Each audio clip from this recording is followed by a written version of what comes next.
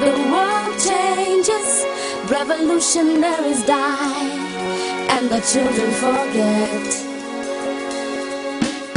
The ghetto is our first love, and our dreams are drenched in gold.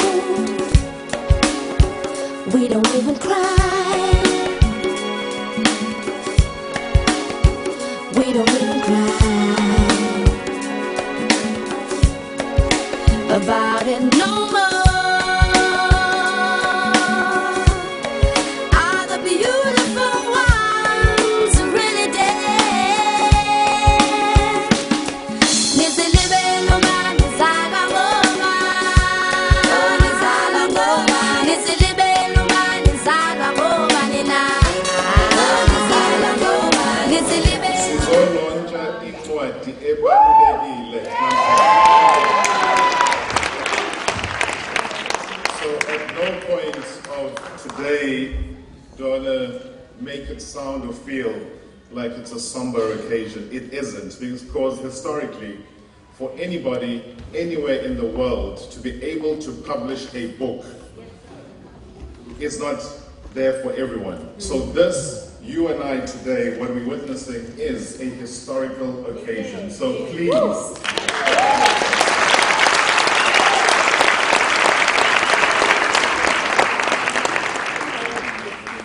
So in recognizing that, ladies and gentlemen, is that we celebrate with our brother who's come home.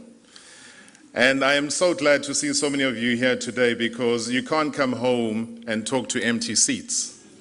You got to come home and talk to warm bodies and talk to people that matter.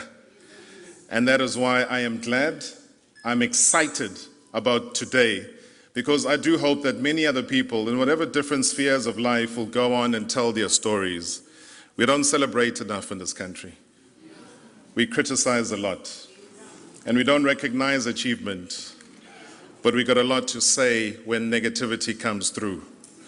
And I think what we'll achieve today, ladies and gentlemen, is that of achieving, because right there, when you talk about a black Springbok, you can go to the Kruger National Park, you're not going to find one.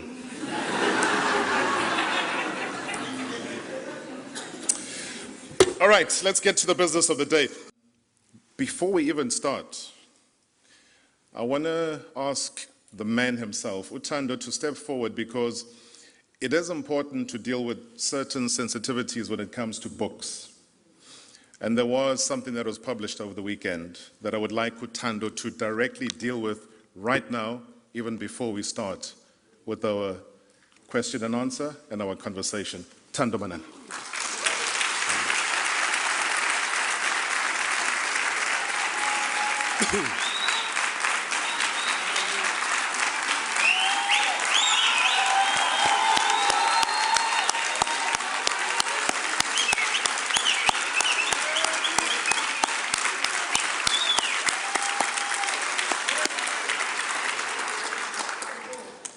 Thank you very much.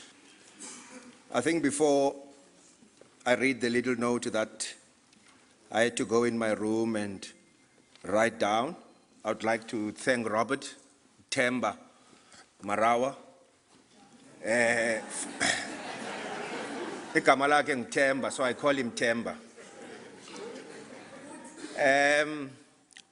It's not always, I'll do a pre-thank you for him, because without him in this occasion, I would have felt half empty. He's my friend, he's my brother, he's my colleague. And just a week ago, I was on a downside because of his departure at SABC, because we had formed a great bond. And unfortunately, that will not happen. So, guys, I'm sure I won't want to say anything. I don't know what flies around, but I wish him all the best. I will remain at the SABC, and I'll continue doing what I want to do and continue striving in doing. So if I'm there, he must know that everything is still going well at Auckland Park. Thanks, Rob. Right. I want to start off with this part. And I'm going to use, not I, but we, because this was the first time that myself and Sbu had to write this book. For me, it started in 2011, but 2017 is when it comes out. We'd like to make a sincere and heartfelt apology to the Ori family regarding the extract that appeared in the Sunday Times last weekend. The extract, which some of you would have read, still to read in the book, was not written to sully the name of the Ori family. The book is a story, as I said when we met, of my life and my mistakes, and only my mistakes. It is not written to get any revenge on anyone. After speaking to the family, I now understand that they may be victimized or denied opportunities in this region because of a certain extract in the Sunday Times. For this reason, I would like to make the call to the community of PE to treat the Ori family with the same respect as before, and with the same respect that Ulungile Sticks Ori treated me throughout my upbringing. That extract is not a reflection of who they are. It is a reflection of my past, a past I'm happy to share with you in this book. Please accept Budoji, my apology, and Sbusiso apology for any offense that have been or might have been taken. Thank you very much for coming. Thank you.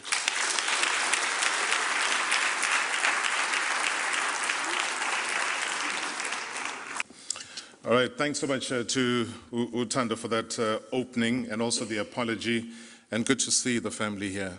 And I'm sure that after the discussion that you'd have had with Thando, that you'll be very happy to know that he means it from the bottom of his heart in terms of what has been said. And I think, ladies and gentlemen, just to give them a big round of applause for being part of today as well.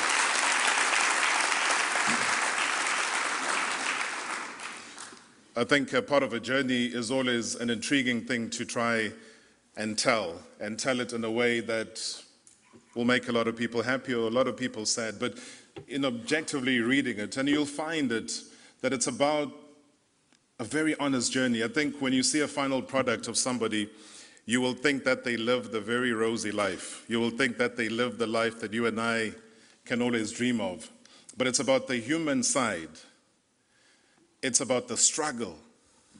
And I was just so honored earlier on to meet Mama and have a one-on-one with her, because after reading that book, you almost want to meet her. And I think I just met her sooner than I anticipated here, because of what I felt she's had to go through in raising a son, and also dealing with the father of a son who maybe potentially she thought she might go and marry, but that didn't happen. How many people openly share those stories? And the book is brutally honest. You know, as brutally honest as, let's leave it there. I'll tell you just now. I think what I'll do is, because as I said, we won't have a conversation here. We don't address you like this is the opening of Parliament. And we're going to be making promises that we cannot fulfill. We're going to promise you seats that are going to be warm by the time you sit down. You know, I know it's very cold. But officially, as I said, I want to thank each and every one of you for being here today. I mean, it really is an honor for us to be here, for me to have made the trip as well to honor Thando as he comes home. But most importantly as well, the man who, because you need to be able to put these books together and to be able to realize if something is worth telling. Because we all have stories, but are they worth telling?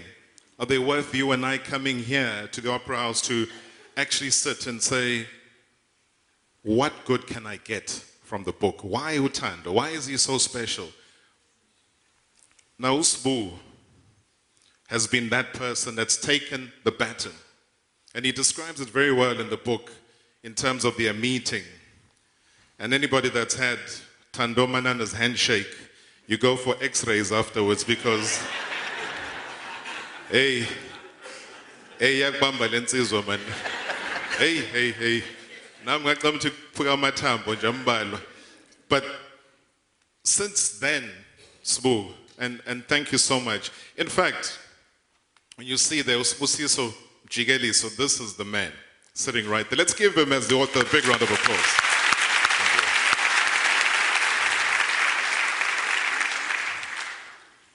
I know as you start the book, you describe the meeting. At what point, though, do you think this man has a story?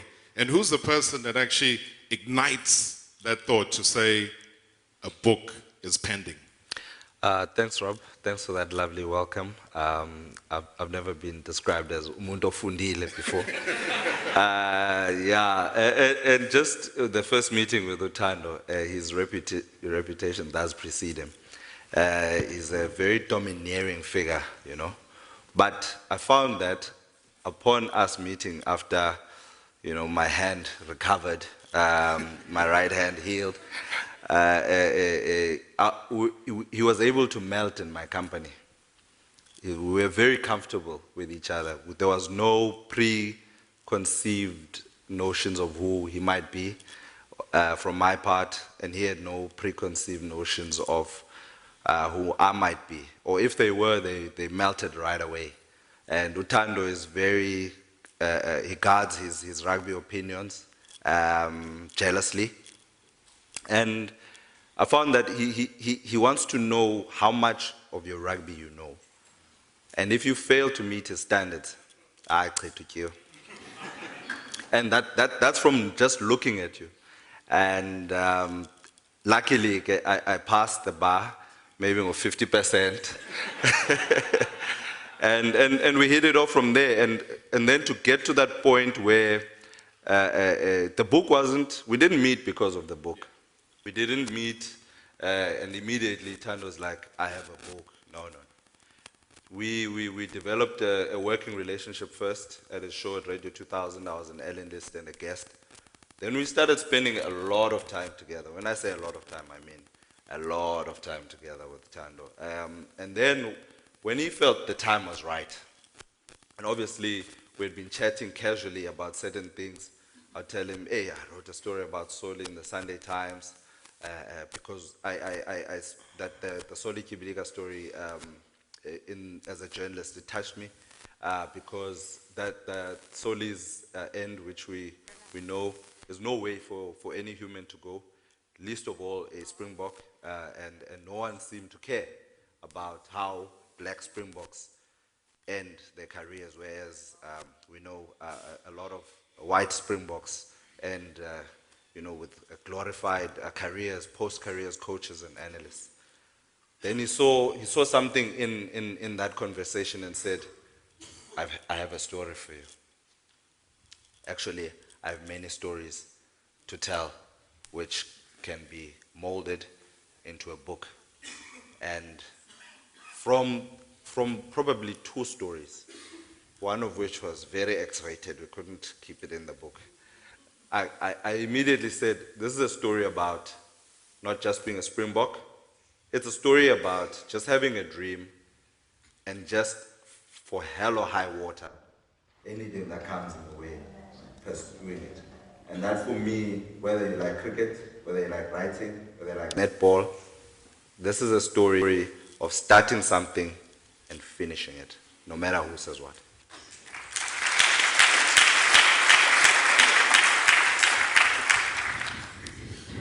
And I'm glad you mentioned that, because I think you guys were getting mic'd up. I said to our esteemed audience here that, you know, Thando's brutally honest, you know, so brutally honest that you can see yourselves in the book, depending again on your upbringing. But I think you all go through a certain stage of growth and adolescence, etc., and it's all there, you know, from the magazines that teenagers look at and the VHS tapes that, well, back then, I mean, DVDs now or downloading would be the thing.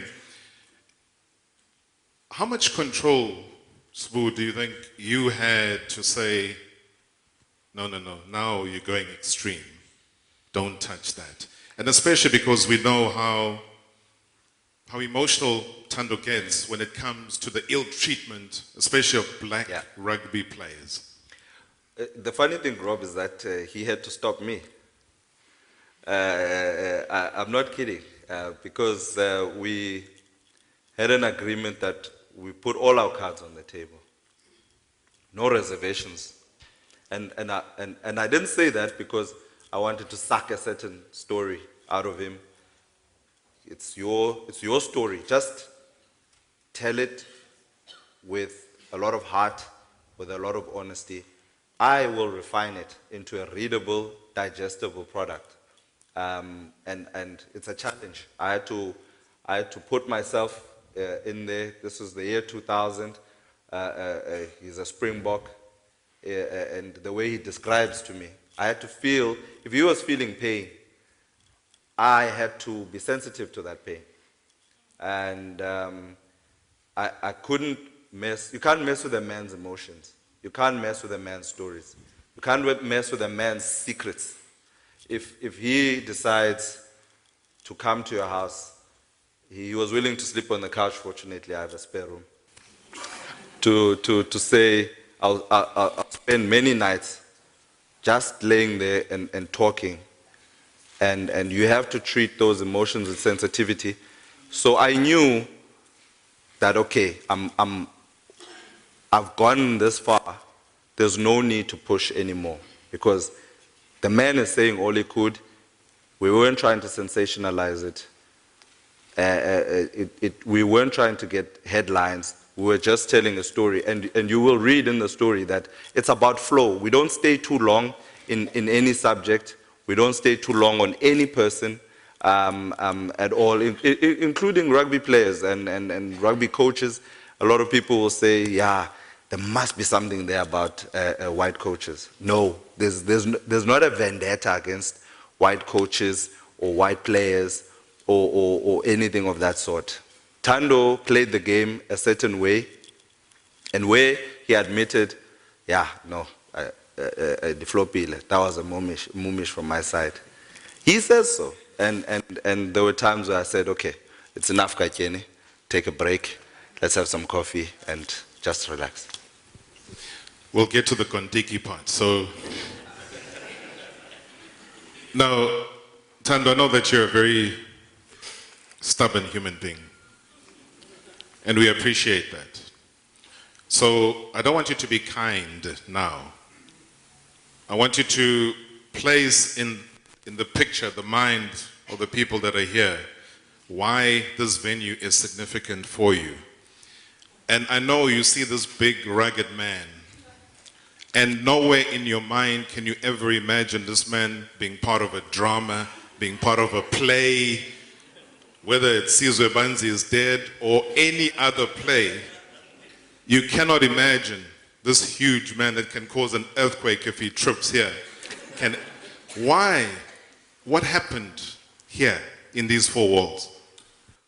I'll take you back, Rob, to I did primary school at Galvin Park. So just up the road you have St. Thomas. And I think at the time I didn't ask Ukatala, where am I going to go to? I depended more on with friends in Jeba. We knew Galvindale High. It's a Katanga, it's a big no. It's a big no. Now we had two schools, which is St. Thomas, next to the mosque, and then you had up the road, you had Chapman High. And I didn't want to go to Costin because it's predominantly Afrikaans speaking, which is David Livingstone, Patterson, and Patterson is worse, is on the uphill, so I'll have to go up the hill. I didn't want that. Chapman, you had a location which was called Beverly Hills. But it's your predominantly Afrikaans type. So I think I was more safer because I was in an English class. We all decided that, predominantly St. Thomas is more English, although it's got Afrikaans speaking, but we have more numbers than them. So that was instilled in us, that the Afrikaans speaking colored people were not at the same level as the English one. And I was caught in between. So went to St. Thomas, standard 6, passed. But in standard 7, Mr. Michael Berry at the time was the art teacher, and they started drama. There was sport. I was never good at soccer. I sucked at soccer. I played only one position, but I knew that I'm not going anywhere. But I wanted to be active. St. Thomas had ballet, it had music, I can't sing. So you had, because people were doing something, Rob. One thing about the northern areas, sport is their culture. It is their culture. We can't fault them on that. So as I took part, we had 6-a-side, there was cricket, which I'd played. And then I decided, and at the school, there was a guy called Mxolisi Kani, who at the time was staying with John Kani's brother, Ezwide. And his father was this big man in theater, and so I didn't know, but we all looked up to him. He was 2 standards above me. So Mr. Berry invited some of the black students, and then we did audition, and then I got a part. That's in standard 7. The part, I think I played Sizwe. But it was predominantly, we had to go for audition. So I got the part. It was not a big part. It was for about 25 minutes. The play is an hour, so imagine me sitting right here in this hall, waiting and waiting and waiting, and I don't make an appearance up until the last 25 minutes. But, as always, Rob, for me is, I must make an impact. It's so important in life. The smallest amount of time, make an impact. I got my part. We came here. It was a competition that had started for all the schools. Lawson Brown, you name them. Nico Malan, Daniel Pinar. So it was full, And the kids were scared at the time because, look, it was the first time that black people and colored people were allowed to come here at the time. So we came to the final. And I was always positive. So I got here, and on the final, I said in this room, I said, guys, we're going to win this. We didn't win it. We came 3rd. And as we announced 3rd, I remember one of the MCs, he says, it's unbelievable. Sizwe. So the school was named, so we came up, and then we left. And then he saw my name. He said, no. At the time, my name was Desmond, which is not my name. Ukatala, when she took me to Galvin Park, igama lami nguThando Manana. So, and luckily enough, the now principal, Mrs. Lewis, she's here with her husband. I saw them. She's the principal. So I was with Usbu because when we wrote the book, I said, it's important, Usbu, you come here, you're going to stay at my house. So he came, we drove to Galvin Park. And then for me, Ukati never said, but the name I'd never use after high school. I changed it completely. So when we looked at the records, Ukatala wrote my name as with Desmond, a pencil. Oh, Archbishop. I was shocked. I'm asking people, calling people about Thando Manana's writing a book. Who is that? Yeah. Des. So, they're saying Des. So Rob, then I was announced here as the best supporting actor. In that part, so I was called back. And I was in standard 7. And then after some time, I said, yes, something. I might not be good in sport. I love sport. Because I had friends playing sport, going to Galvin grounds, going to swimming. We used to love going to the swimming pool in Galvin.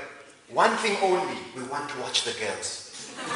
There's nothing else we want to watch. So there was always an activity, if it's summertime. So standard 7 passed. Then the big break for me came. In standard 8, we had a play called The Curse of the White Waters. We had to audition. And Umcholis was there. And everyone was like, this. And Michael Berry could see the angle. He wants this Kani, he wants the John Kani to come out of Mko. Right? For the big part, right? For the main end. So, two things with drama. You have to know your lines, and you only have a stage to prove it. So we did audition at St. Thomas. It's called, okay, as a Makalat have got what they call an auditorium. So went to the auditorium, and we went. Now, drama is a bus. So I went, and I auditioned for one part only. That's the main character. So I have to go up a notch up. I did it. I was announced that I would lead the play, Curse of the White Waters. I brought in black students. I introduced them. Otembela Maneli, Zuksani Chume, and so forth. The late, the late who was the son of a reverend at Agri, Flavor, we used to call him. We did it here. Much bigger than the year before. But also, I was the lead guy. So I wasn't staying there now. I'm starting. And I'm dying at the end. So this time I'm dying. Who's starring? Yeah, so I'm dying. Staring is fine. Staring now. I'm on the TV. And then it went on and on and on, and then came to finals. I know there was 4 schools performed here. It had the judges. The judges were sitting right in the middle. Theater, your best seat is right in the. It's not here. It's always right in the middle. And I performed. Rob, we were winners of that talk, of that drama. We won it. We did everything. But most importantly, I also upgraded Best Actor. So, and then I got, Mr. Barry said, hey, Rhodes might be interested in offering you a scholarship to do arts and grade stuff. I'm in standard 8.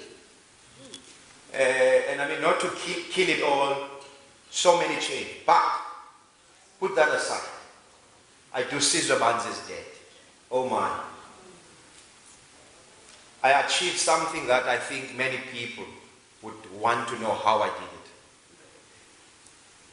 With John Kani never had confidence in this Thando guy.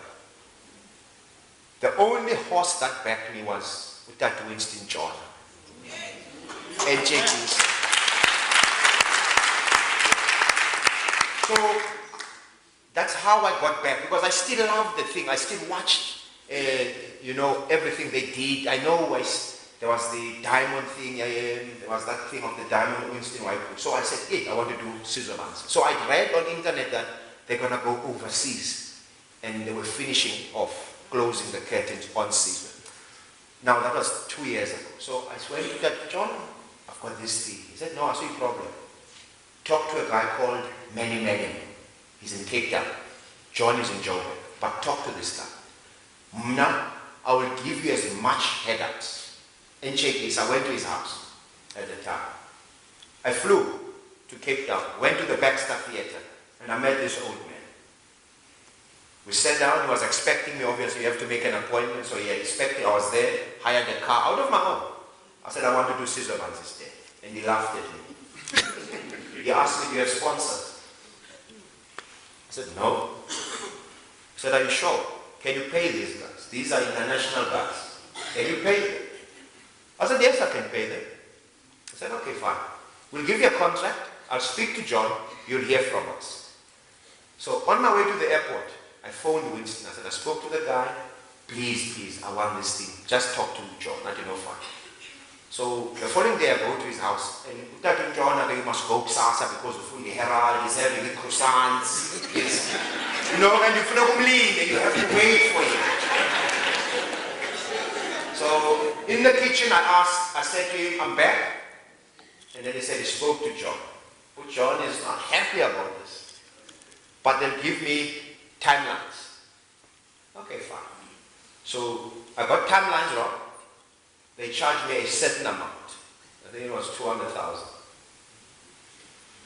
I nearly pulled the handbrake, but I said, you know what? Let me see. They wanted a deposit of 80,000 within 2 weeks. And I made 80,000. I didn't say nothing. I deposited 80,000. I got the contract, I signed. So their trick was to really see how I'm going to do. They gave me strict time deadlines of paying. So it was 80, then it was 50, and then it was the rest. And then I got it, and then I couldn't pay the 50. In fact, it slipped my mind. So I got an email. Dear Mr. Manana, we see that there was no, then I said, no, I paid by check.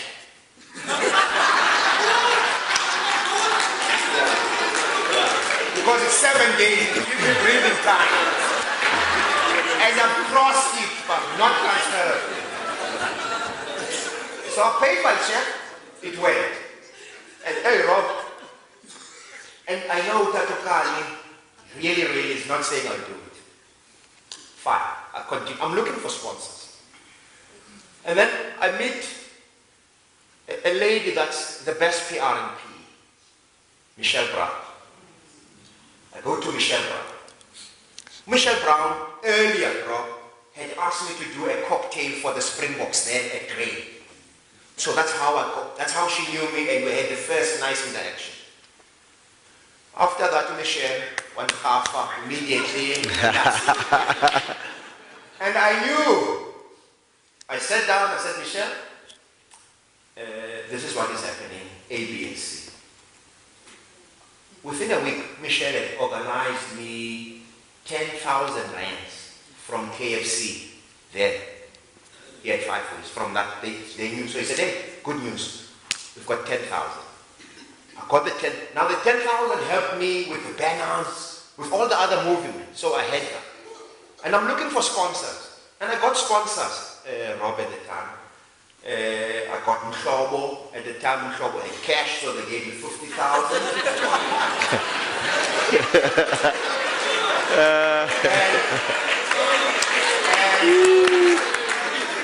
SABC agreed that they'll give me the naming rights, because with sponsorship you must sell your product. So I was willing to sell it. I said, I'll give you the naming rights of season rights. They were at meetings, it came back. I'd asked Vodacom at the time, all of them declined me. So, but the worst was to come, people will read that. So I got it, and then it was agreed. But the bad news was I'll only get paid after the event. John flies business class. Return. Luckily, Utatu Winston is here, but I had the other 2 guys to bring down. So Michelle also got me from Cape Motors, motor for John and then myself. So we did that. So Rob, I'll tell you one thing is, in life you have to persevere. You have to believe. I never spoke to anyone. It was as if it was all good. Even with Michelle, she would phone and she would rush, and I was saying, oh, Michelle doesn't know, but I have to pop out more money and more. And then we did the show. John Carney came eventually. So we took a nice, so I had a business called Driving School, which I did a loud hailer with. I had a car, we did a loud hailer. So I did the same concept because I felt it worked. And then I said, let's go to Shebeens, because the people that know John, in that era, they like to hang around the Shebeens and chat about the good old days. So we did that. John wasn't comfortable with that. So I'll say to John, not to Winston, man. And the problem is with John is very difficult. It's very difficult to John. But he's a professional. That's what I like about him. He's a true professional. Thando and bond. What are we going to do? So for practice on Winston. So we do all that here. At the band theater, so they're practicing and do. So I'm organizing TV, I'm doing everything. Because I'd already said, okay, so I paid them before they start. So they said the day before, we have to pay, I paid it out. Then we start. And then on a Sunday, I was very clever. I spoke to a guy who was doing current affairs at home. That I want to bring this guy. So it's my last ploy. He says, Rob, about 40, because in 5 days, plus a matinee show. And I what do they have to offer John? Madala and whatever. But I didn't have doubt. I knew what I was. So, I got the producer of the show to phone the spokesperson's got Thabo Manana. The guy's vendor, he's got a funny name, but his vendor. So I said, hey chap, Mukoni. Mukoni, yeah. I said, Mukoni, man, I want just the president. And he said, hey, Thando, it's you again, because I phoned him. He said, okay, it's fine. He said, for how long? I said, it's just 5 minutes. John and Winston, they're doing something here. I went, okay, sure. Then they came back. And then what John was a surprise for them. So, taking lines, taking questions, and then the next on the line, who's this? Jen greeted John and Winston. And then they heard his voice. Who John was ecstatic, what it can't be.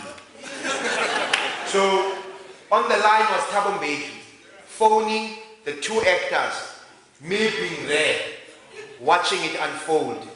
Tomorrow, snap play out, like you. So at the end, I think I rushed in, and then I asked the question, because that's me. Mr. President, are you willing to come? Live on air, so I'm putting him on the pressure. And then Rob, he said, no, I can't, but you wish them well and everything. So this guy, Mukoni, the following morning, I saw an SMS. Tell me when you can talk. I said, I can talk, and then he phoned on the day of the opening. My friend, Peselamani, schools were closed, we had this, he's helping me out. So he phoned, he says, look, I've got good news, but it must be a secret. The president is coming tomorrow.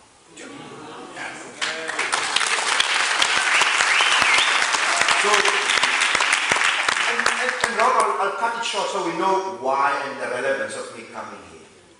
Is on the Tuesday morning, the headlines were simple. Mbeki coming to say farewells to Sizwe Bantu's day. There was people were buying.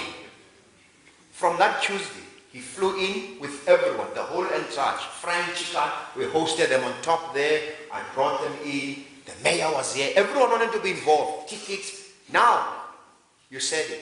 I closed the caps.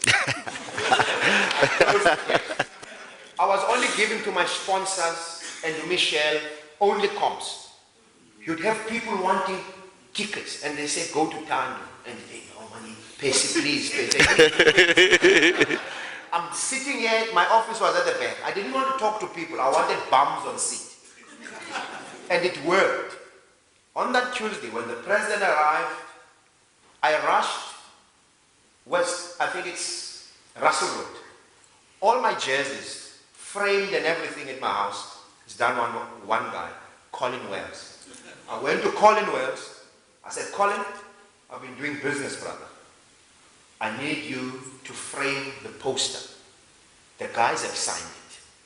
We want to give it to the president. Give me your best frame. And Colin said, I'll do it for you for nothing. And I said, good shot. So we had that. So once it was finished, and the excitement, then we called the president, and we handed over, and it made front page headlines. So this place for me, and only one place, always a historic moment for me to come here, as it is today, and I want to thank those people that have come here.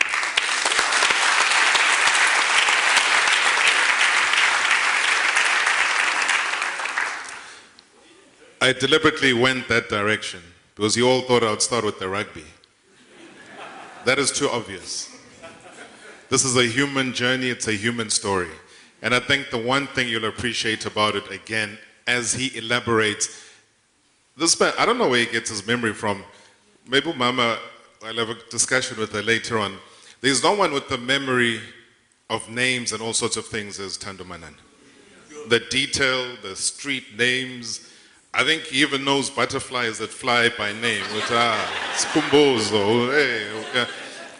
You know, that is the level of detail that you're dealing with here. And I can imagine, though, from a writing perspective, how difficult Sbu it must have been, knowing that this guy can give you 4 volumes of this book at the same time. How then to trim all of that so that it's concise enough for everybody that will get the book later to actually read it and fail to put it down. Yeah, it was a huge challenge, Rob. And as you can hear tonight, Thando wants to say it all at the same time. I have to tell him, Pa, okay, we're dealing with Griquas now. There. It's like, oh, okay, Pa. Like, okay, don't bring in Percy and Griquas because Percy wasn't in Kimba. But he'll remember something while he's talking. But it was a huge challenge. But I said to him when we started that we have to do it professionally. We have to get a professional publisher. And we did. Penn Macmillan were gracious enough to give us a chance, give two black guys a chance to tell a story that's never been told before. No other African black Springbok has I ever think you need written to a book. pause there. Let's give them a round of applause, please.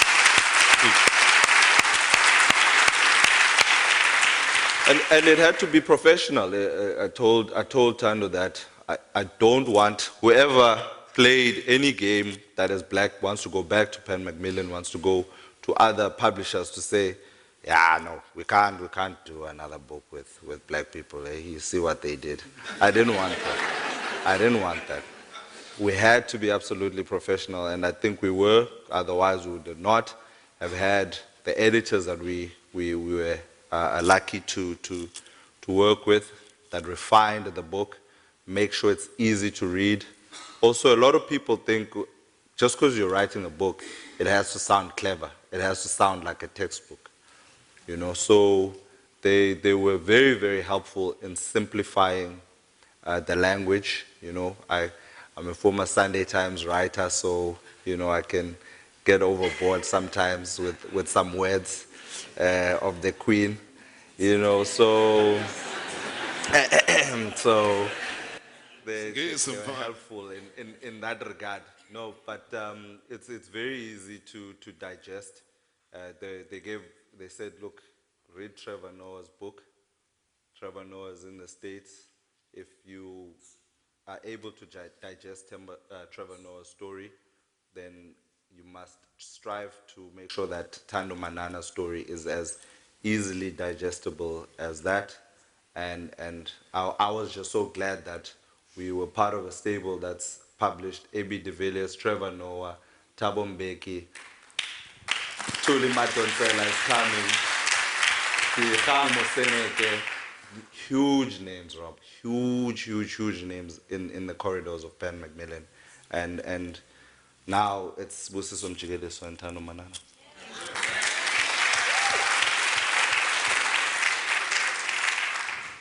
And that's why I warned earlier that, you know, for you it might be a journey away from watching your usual soapies in the evening. But the significance historically of why we're all here might resonate, not now, maybe in 10 years' time, when you reflect back to the fact that big names, and I know a lot of you have an appreciation for football, soccer as they call it, and the fact that we can't just go to a bookshop today and get a book on Jomoson, get a book on Asen Zweleng, get a book on Kaiser Mdaung, people that went overseas, played in America, came back with how they would run their franchises. Jomoson or Cosmos is a concept from America. Kaiser Chiefs is from America. All of those concepts come from there. The guys came back and they run their businesses, but you're not going to find a book on any of them. You know, so always say, put things into perspective when you look at these two gentlemen and what they've achieved in their journey together. And it's a struggle. It's not easy. To be able to tell a story, to be able, for us, especially the black community, to be able to get to a level where, you know, people talk about black entertainment television, but there's a reason for that. NAACP in America, there's a reason for that. Michael Jordan can pass away tomorrow. They've celebrated him. Done. Game over. A Richard Pryor, same story. They've celebrated him. Game over. Done. You move on. There is never regret. By the time Whitney Houston passed away, not that they were hoping she would or thinking she would, but she had already been celebrated. So they had no guilt within them to say, we should have. Oh my goodness, we could have. And then you go and lie at a funeral when somebody can't even hear you. You know. So the beauty about this, and I know that we're out of time, but it is significant simply because... No, don't worry. Don't worry. You were late. Don't worry. Don't worry. No, we're not. No, okay, it's okay. What is significant, because this is, it's home and away. They've been playing away games. Oh, East London, Johannesburg, they're at home now. This is a home fixture. And Mama is sitting right here. Is that we touch on her significance and her role. Because I don't ever want to regret not being able to touch on the most significant person who, if it wasn't for her, you would not be sitting here. If it was not for her sacrifices and those 3,000 rand per month salaries she was getting to make sure that everything is covered for you, you would not be sitting here. I will mix it up with asking about Uncle Mel, why he was also important, because you needed that father figure to lean on in the absence of a father. And how difficult that was. The physicality, the physical abuse of father on mother, and you witnessing it. Because it is something that we shy away from at times, to say, I can't talk about that. But you talk explicitly about that. She's right here. And as a tribute to her, Thando, and I have to thank you for raising it, because people will literally sit on those chapters and those pages and see themselves through that. How difficult was it to journey through her difficult journey? Very tough. You know, you touch a nerve. I think Ukati carried me for 9 months. I write in the acknowledgement that I thank you, Mamwe, for doing such. But she never gave hope. I used to go to jet stores. At the time I was staying in Gelvin, so that's the only way at the time I could see her. Because I longed for her, because when I was in Gelvin, it was not my real family. But she did so much. I mean, the mere fact that she took me a pen at a very young age, and thankfully enough, because we had a clan name together, so I was pushed in. And then I pushed at primary, and then because she had colored friends at work, and then she introduced me to Galvin Park. So I go to Galvin Park, but even then, Rob, it was not a normal child. So I write as well that it was for me something great to see lunch, foiling at the paper. You know, you watch these things. And I don't have any of those. But I'm in the same classrooms. We're getting the same period. But the results are different at the end of the day. Ukati did something when I was going to start a Gelvin Park. Sahlale kitchen. What was that? Kati There was an old man arguing, I say Rio, opposite Rio, I call it data. And that time also saying for example, I think it's again. So Ukati then decided, no, I will do it because of Funimani. What knows I so Sahlala kept underwrite better because she was doing it as a makeup, hair, and so forth at the extra. So almost at this bony robber, Koshfili, full trust Ukati. The following day, I'm wearing my jersey, brown with gold. So it's Galvin Park, and I'm going to the school. So I didn't check, because I was speeding in, was my job. So the taxi was this. When it was break, say toilet again, there's the windows there, Mrs. Lewis. I mean the mirror. wayemgolozile Xhosa language. She had made a mess of my hair. But I think she knew that what she had done, because she had never cut a boy's German cut at the time, and she messed me up. And the funny thing, we are four just following wrong, but I mean. So we were not used to that. So, and we used to take a taxi to Livingston. Then you'd walk across over a bridge, and then go Gugikawa, there's a church there, so you'd walk across into the school, Gelman Park 5. But life changed for him now because I was an inquisitive. I had friends. I know Somialo, the judge Somialo, he was at the school.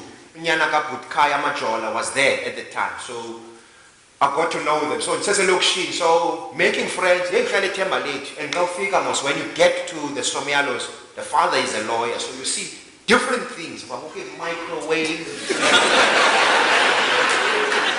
So I'm enjoying the walk from Madala to Etembale. I don't mind the walk here, Semendi and so forth.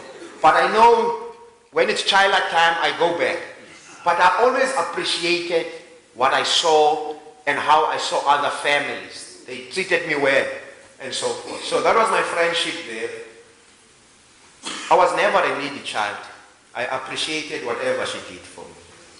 For him not to go and stay in Galvandale was just by pure coincidence. I used to go and visit Wichum. You know, you stay, but you've got to walk. Because I was used to walking from a New Bright past the Ford, over Ford, in fact, over the line into Algoa. It would take me 50 minutes to walk to that side. So we used to have a group. Omatoda Kwana will tell you about that. But this time around, we and Lilishu and myself have developed a very special bond. Going at home to a loving father, a father who raised up 4 kids, left by his wife, I put it nicely there, and he grew. And Latata at some point was falling in love now because I would engage him, what are you cooking, Uncle Mel, if I corner, and then the lunch and walk home. So I developed a bond whereby in standard 7, I started sleeping over. It was a 2-bedroom house with a bathroom, kitchen, and a lounge. And I used to love watching because I couldn't clean at the time. So I stayed over and we developed a great bond. I met so many people in Makarati that when I stayed there, I didn't want an affiliation with Abad Basini. I'll go in Bright Friday. So instead of me enjoying the weekend at home, because it was easier for him from a Martin Street, walk down to Cobus Road into St. Thomas. It was easy that way. So I dedicate also the book to him and my grandmother. Those were powerful people who showed me a different perspective about life. The resilience through tough times, make sure that through those tough times, we don't feel it. That's one thing, is taking the punch, but we don't see, we're laughing, but our parents are taking the punch. So Uncle Mel Forina in the book was a genius of a man who knew how to bring the best out of me. I even had a key, Rob.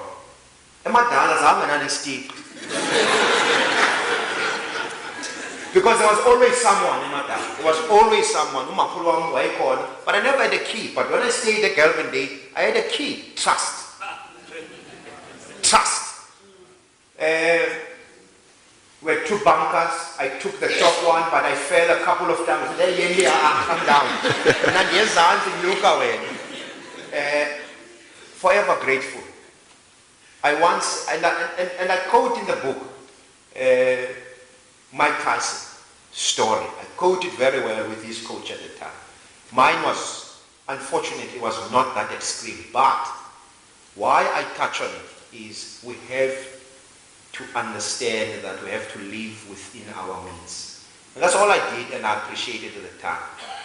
So in rugby, I'm also in standard 9, when we go into it, also took in, and it was easy to commute to training.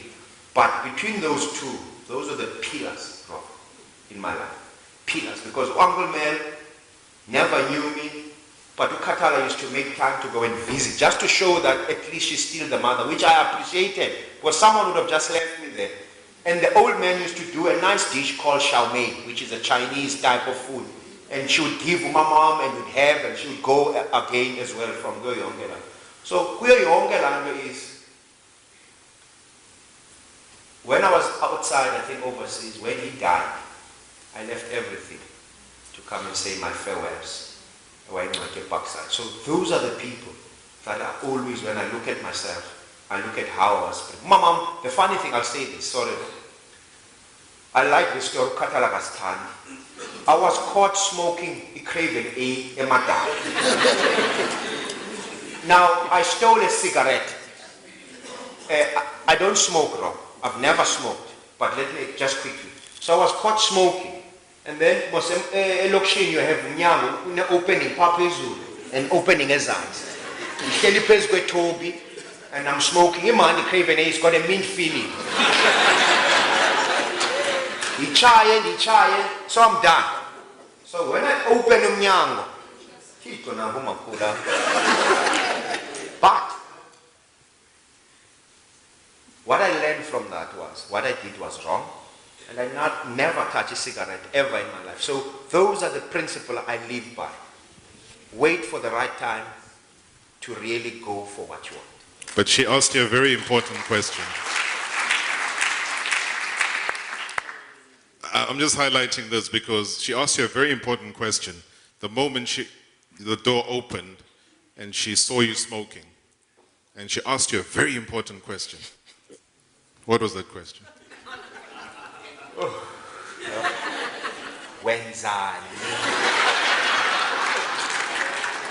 What are you doing?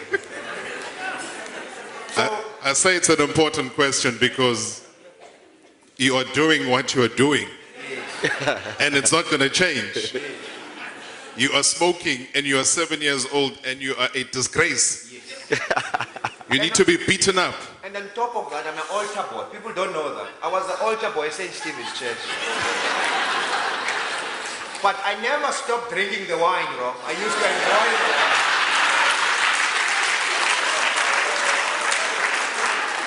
the wine. No. Let's call it by what it is. The blood of Christ. The blood of Christ. No. Let's give it the right name. The blood of Christ. Thank you very much. Makhoda siyavumelana ngithi. Yeah, no. Ayithola bottle store and the tops ayikho. When you talk about an all-rounder, that's the person you're talking about. And he's not lying. He was an altar boy. There's even a picture of him wearing the red and the white. I don't know if he ate the wafers, but yeah. If he was strong on the wine, then we know where he's leaning. There are a lot of ironies as well, because he talks about school, going to school. In the foreword is the coach of the Springboks, Alistair Coetzee, who writes the foreword in the book. And that's a significant thing, because when I talk about the ironies is that you go to a school that does not offer rugby. There's soccer and there's cricket. He's a wicket keeper because, to use the words directly, he's useless at batting, useless at bowling, but he wants to be a wicket keeper. Now, there's no rugby. So the irony is, emerging out of that is his PT teacher, physical education, whichever one you use, PE or PT, Alistair Coetzee, is a major part of that. And yet they both, and when you talk about the struggle of actually wanting to do something, even if it's not offered to you, is that although the rugby component was not there at the time, ultimately you emerge playing rugby, and the other one coaching rugby, and ultimately he's coaching the Springboks. How crazy a juxtapositioning of different ideas come to mind, and yet he's there, offering a foreword in his book. And that's one of the major things. He talks about him being with Desmond. There's areas there in the book where there has to be a manipulation of passports, was you got to go to Namibia, you got to change a few things, which then ultimately harm him later because now this passport is saying you were born here and at this year and at this time, which means now you can't play for the under Sbanbani because usumdala manje. It's, you know. So that's why I'm saying that it's a fascinating journey, and I'm just trying to give you snippets of different things that happen at different times. But ultimately, we all get to a point where, and we're going to come to your questions as well on the floor, is that of becoming the Springbok. That breakthrough, that culture shock, because, hey, I mean, you've described your upbringing. And nowhere in that do things that are done in Afrikaner families or English families are things that sit well with you. And there's bound to be friction, there's bound to be all sorts of things. Yes, you've been to Griquas, you've become the first African to play for them, you win man of the matches back to back, etc. There are a lot of achievements that this man goes through. But that breakthrough into the Springboks is one that you did not know about. Everybody's congratulating you. Your face is on the front page of the newspaper. How many? 8 black Springboks. That was a major achievement. Take the baton from there and how that affected you moving forward. Thank you, Rob. I think before I take that baton, I want to acknowledge a coach, in fact 2 coaches that are here, because we're talking rugby now, and he sits 3 rows from the front seat is Anthony Hugh, who at the time was Springboks head coach. And he played a 16-year-old boy into the first team. At lock, he dropped one of his starters. I don't know, as he said, he also won an under-19 World Cup with SA team. So, thanks for coming. And he was on that journey to Namibia where we slept under the grandstand. He was there. Also, I want to make a special mention to Johan van Vieren. He sits somewhere there. There's his hand up there.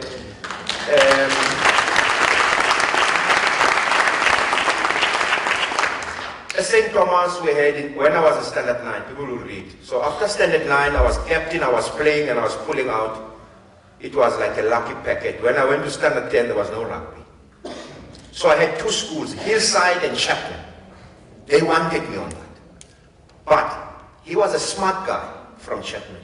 And he won me over because he had jokes, but also the players that he had, Craig Adams, Elton Cole, Danny Michels, Kramer, Bala, all those guys that were there, I'd known them a year before. So I moved to Chapman. And he took me, put my name that I would go for Craven with trials. I don't know what, it was the first time I'd seen him. He never coached me, but I went to school to St. Thomas, but I played for Chapman. It's never happened anywhere. And from there, played Craven Week. And he took me on that journey to where we're getting it.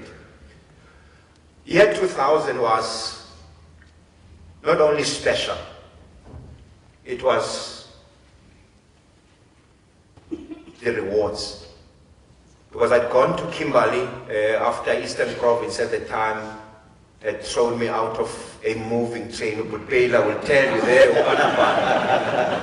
when I was dropped for a week before the Sharks, and what happened, we won the Sharks, and I was not there, and they were enjoying all those things, but thanks, Brabela, for coming as well.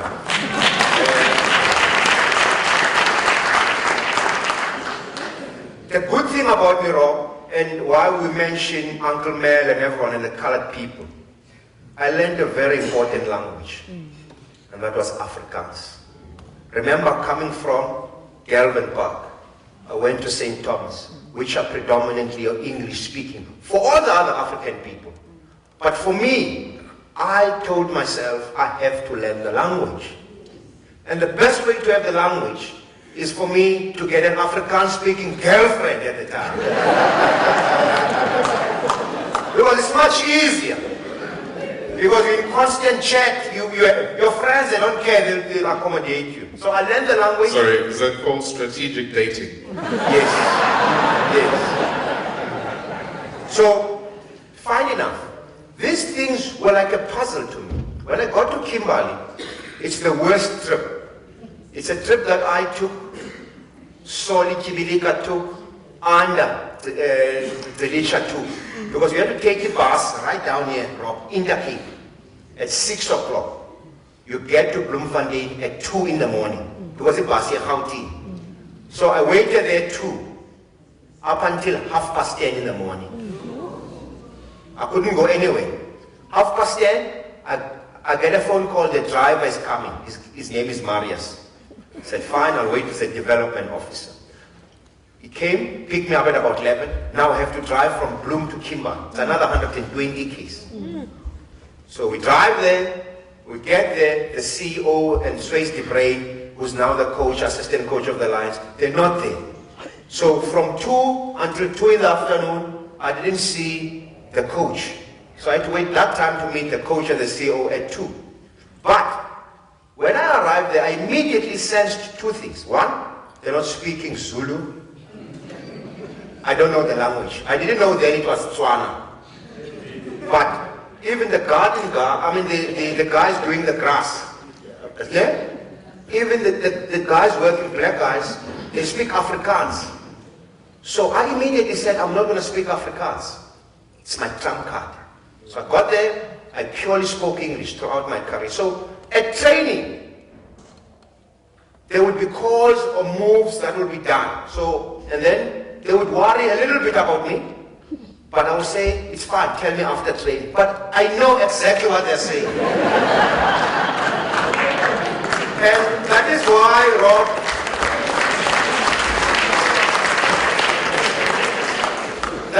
Rob, for 2 years I was in Kimberley. I never spoke the language.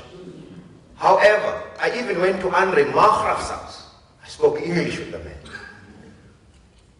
And then, the funny thing, just quickly, is I'd been on CakeNet, which is an Afrikaans program for an hour. And they saw me after some time in that program, and they praat die taal van 1 uur tot 2. However, Robert Marawa, is, you have to understand that you have to poke at holes. You have to look for weaknesses. And they had weaknesses. Because they never saw me that I would achieve so much in 2000. I became junior Springbok. In the Vodacom Cup, I played up until the final. So we lost the final. And on one thing, we lost because when we won the semi-final against Western Province, we were promised a cruise and what have you. So we lost that because I still blame those guys for telling us we're going on a cruise and we didn't play the final. We lost the final in the cloakroom, Rob. My name was called. People will see in the book, I think we got the picture. And I was announced defender of the series, alongside a very good friend of mine, Kennedy Simba, who was player of the series. Kennedy Simba, had it not been for him, from Zim, he would have been the first African fly-off at the time. On merit. At the time. And this is a man I played against many a time. So, But you were scared of him. no ways. You were scared of him. I mean, I see Southern Kings players there, they played it done well, but I was averaging 28 tackles a game. 28. You were scared of Kennedy. Dion Davids is here, he would have selected me even tomorrow for the Cheetahs game. If I can tackle 28 times, he would select me, there he is. In your book, you describe Kennedy as almost like a flood and a sieve, trying to stop floods and what.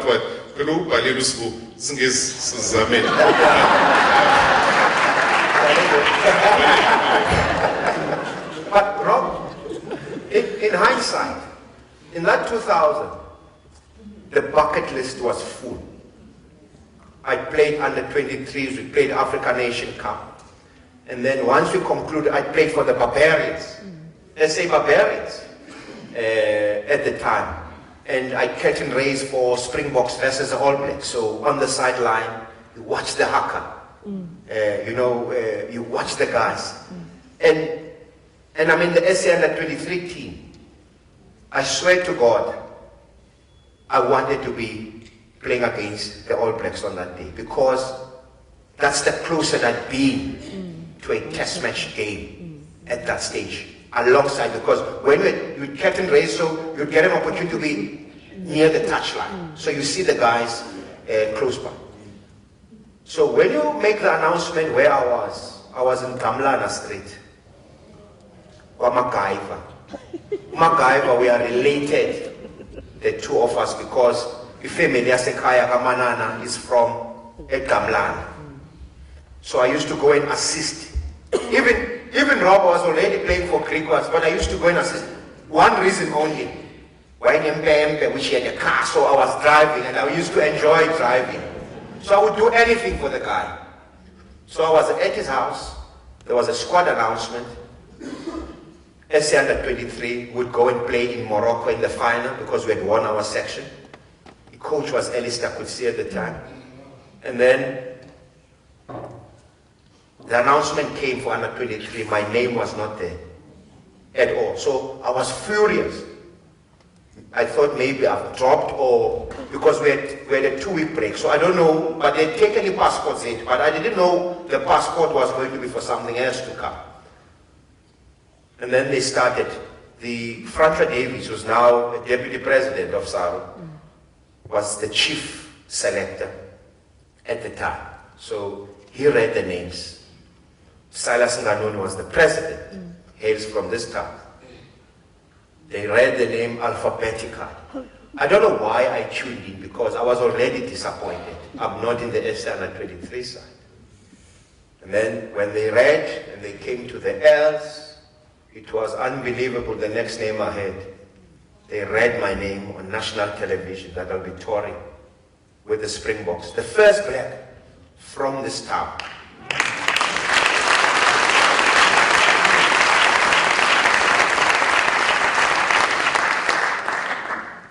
And for me, it was a job well done, but more was to come within a short space of time. And Dion, I'd like to say this, is guys like Omar Pimpi or Adi Sanzila, who are here, they might talk about you, but the road becomes even steeper as you go up. What was to follow then was the toughest road, which I handled well because I've got an opinion and I stand by my grounds. It was the best 7 weeks of my life. You'll read in the book, people will read. It was the best 7 years of 7 weeks. We'd gone to Argentina for 2 weeks. We flew, so I wasn't worried. I was competing. I was sleeping with Chester Williams this week. Next week I'm sleeping with Khafi Dutoy. And I was like, the dream is here. Because these people now, I'm interacting with them. Sorry, sharing a room. So, Oh, sorry.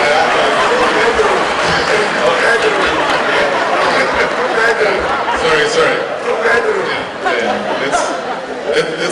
Let's cancel that headline for tomorrow. That's perspective. They were sharing a room with those players. That's why you need a writer, Rob. This is why you need a writer. To separate the men. So, Rob, for me, I don't want to say much, but those achievements, and when I look back, I look at being in the same team bus as 1995 World Cup winners, the late Joost. You look at Yappie Mulder, you look at Chester Williams, you look at Victor Matfield, you look at John Smith. The funny thing is, I don't understand. You'd read a certain section of the white media who reluctantly failed to want to acknowledge that I was in that bus, questioning my Springbok, yet I read the Springbok we had to read a Springbok code of conduct, which everyone went through on the day. So those things, they don't bother me. It's always in life, guys. What you've achieved, look at yourself. Look at yourself. Don't worry about the next person. Look at your achievement.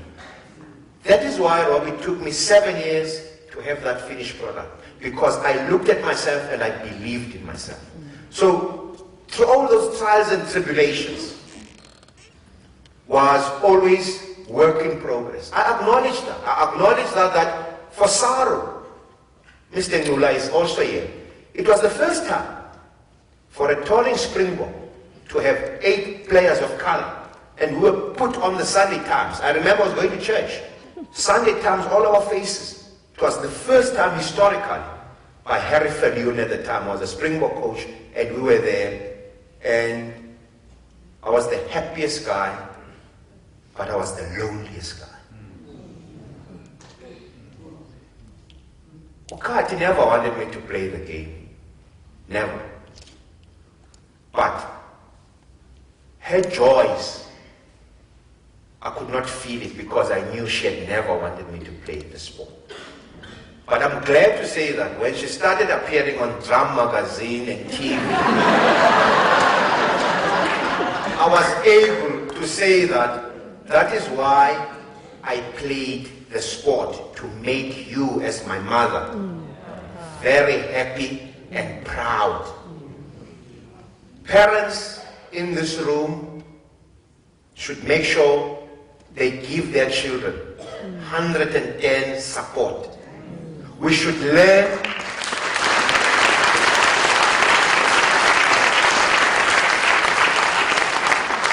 we should be learning that our kids needs support. You need to ask a coach why my child is not playing, because you are there. You need to ask those posers, those questions that people don't want to ask.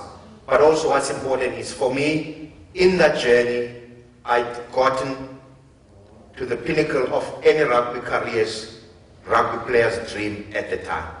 And I think for people, I want them to read the book. They'll enjoy the ups and downs that went through for me to finally get. And the nice thing, Rob, we had a banquet. In that banquet, they invited all the former players, or Lucky Mange, or the late Peter Mkata, but also we had the state president, then Nelson Mandela. So we were sitting in different tables, and I was right at the back, and we got to table 1. Yeah. And I'm trying, I just wanted to touch. Because I'd never seen him in person, so I just wanted to touch him. And then I wore my jacket. We're not allowed to wear the jacket at the time because we didn't play it, so you must first play and then wear the jacket. So, Fellow Wakefield, who's now the president of Western Province, was the team manager of the Springboks. And then I said, hey, Fellow, how can I get to the top? They said, no, sit, you can't go there. I said, okay, fine. So what I did, I wore my jacket, I walked alongside, and I went straight to Nelson Mandela.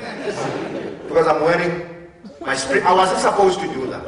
And I went there and I greeted with that, and I introduced myself. And he shook my hand, he said, and I left. That's the only thing I did, and I never said that.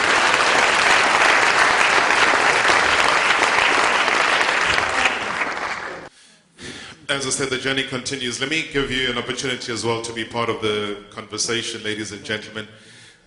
Just show us your hand. I think the microphone will come through to you. Just introduce yourself to us and to everybody else. And yeah, fire away. Any question? The guys are ready. Good evening, Proro. Welcome. Hello, Papa School. Firstly, my name is Springer Sangwe. Firstly, well done on the fantastic speech. I think Proro touched on it earlier in his introduction that to write a book is not something that should be taken lightly. So well done on that achievement. But let's go back one on the year 2000. you'd obviously be selected to tour Argentina, and on tour you obviously expected to go through certain processes within the team environment, and one was initiation. And I remember I read somewhere that you refused the flogging initiation ritual. How important for you was that in standing your ground and not allowing other people to bully you in terms of doing or forcing you to do things that you didn't want to? Thank you for that question. You have to understand that before Harry Ferrier, you had Nick Mallet as the coach. Nick Mallet, who had taken the Springbok to new feats at the time, had scraped what they call a kontiki, or an initiation. He'd scrapped it. He felt that it's not something that must be within the team culture. And the players lost. That is why it was easy for him to lose a job because of a price comment that the tickets for test were too high. And he lost his job. Because they were waiting for that opportunity to fire him. However, a rift was currently going on within the team structures when we were on tour. That we had 2 weeks, so we had a full week in Argentina of training, getting to know one another, but also preparing because we were a big group.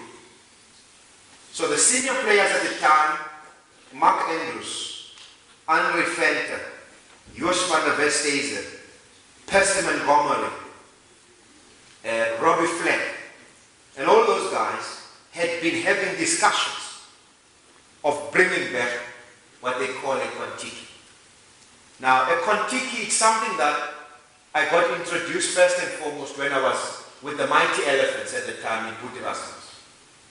I remember I was in Kimberley, Rapela, we beat Griquas there, and I didn't do it at the time. I refused because it's barbaric. It's a barbaric act that I would not want to watch a fellow teammate with a mixture of beer, whiskey into a glass, and we are celebrating brotherhood of teammate. It doesn't go like that. We can have a beer, but not in that essence. I don't think Coach David, you guys are still doing it as it was. But it was a barbaric act at the time. And I had the opportunity to go through the passage of manhood, which I describe in the book. Some will say it's got, but it is to tell a reason why I felt it was time for South African rugby to start to appreciate different culture groups within the setup. The team manager was, as I said, was Thando Manana, but I also forgot we had two. The other one was Gideon Sam. Now, Gideon Sam knew the situation quite easy. So I conversed to him that, Dada, I'm not comfortable now. Because Ubetwa, Kukulandi, is snooker. Ubetwa's wound, we need a pool, that thing up until it breaks.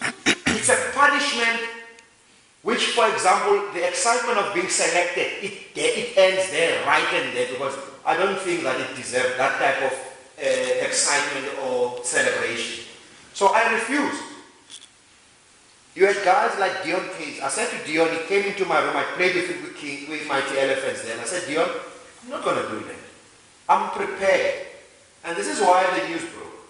Is I don't think anyone can do it. I don't know where I got the strength to do it. But I said to the guys, Sam, if it means I must take a flight from Buenos Aires back to South Africa and join the SA-23, I will do so. But I'm not going to do it. I'm not going to do it. Because up until in South Africa, we learn to understand our own background, different cultures. Lawrence Parker was part of the team, but Lawrence Arasumumkosa. So I cannot, as per our custom, refer to him as Indoda because now I know my passage. I don't know his passage. Up until we deliberate, I will know his passage.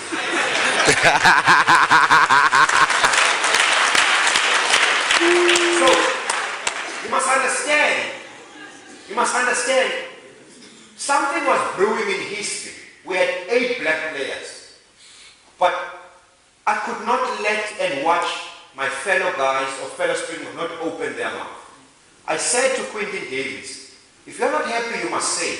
And he never wanted to listen to me. What happened to him? He was chased out of a Springbok squad before an announcement for Rugby World Cup for something he never did. But it is because, as black players, we need to learn to open our mouth, because our white counterparts, they've got agents. If they don't talk through their agents, it doesn't happen. I don't want to go. You won't go. So you must understand that at the time, yes, it was something that many would say I was ill-advised. Quite correctly. And I write in the book that, yes, I made those mistakes, but do I regret it? No. Why? Because I fell in love with a sport called rugby. Not because of anyone, but because of people that introduced me to the game from Galway.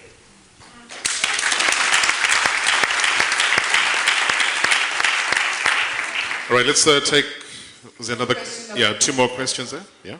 Good day, good time, good swoop, good temper. My name is Thando Manana. First of all, I'd also like to congratulate you guys on the book.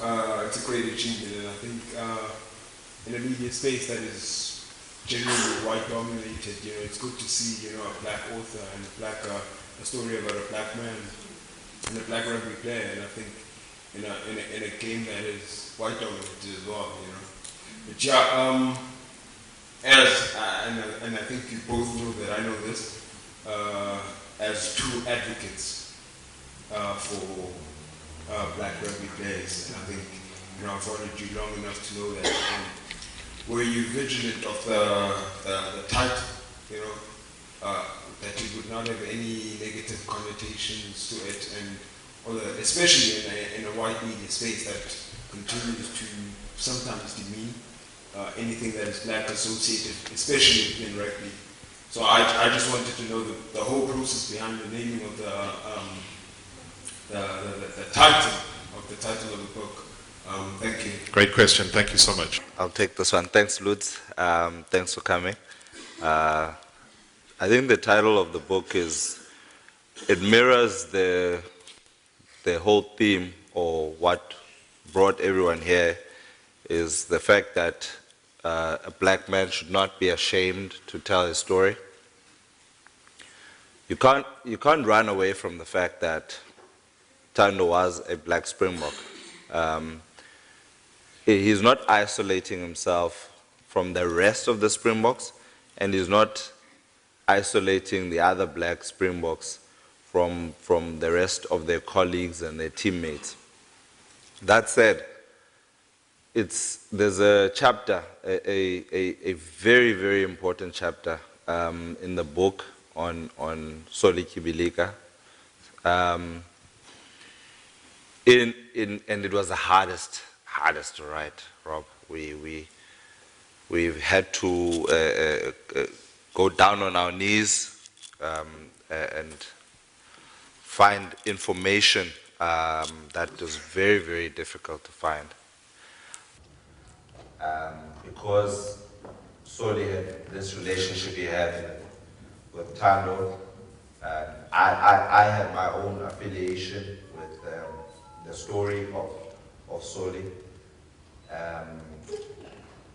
There in the book, Thando, there's the speech that Thando made at Soli's funeral. It's there.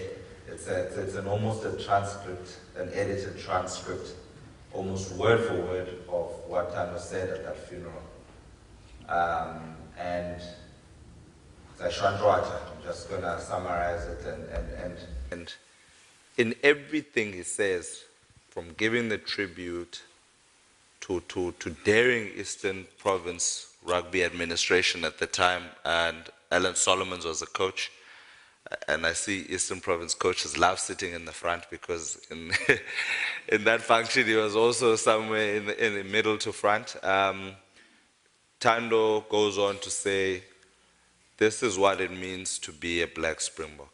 Using his example, using Solityibalika's example, using the example of having to leave home and go to Griquas, go to Kimberley, speak a language that you're not familiar with, stay at a hostel that he was complaining that they overboil the eggs. They're gray inside. I say, Kanda, yeah, that like, yeah, Kanda look gray, yeah. You know, that feeling of isolation, which obviously Osoli must have felt in his last moments. So as I was typing, we were under pressure. Andrea, she's not here tonight, but she's one of the many, many hardworking people at Pan Macmillan.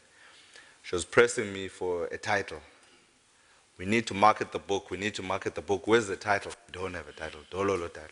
I tell her, Uvusi Pikoli took our title, the second initiation. So I said, we don't have a title. And then as soon as I typed that line, I sent Thando the message. There's the title.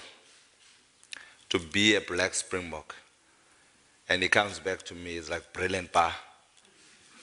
But let's just mold it, make it tight, make it punchy. Being a black Springbok.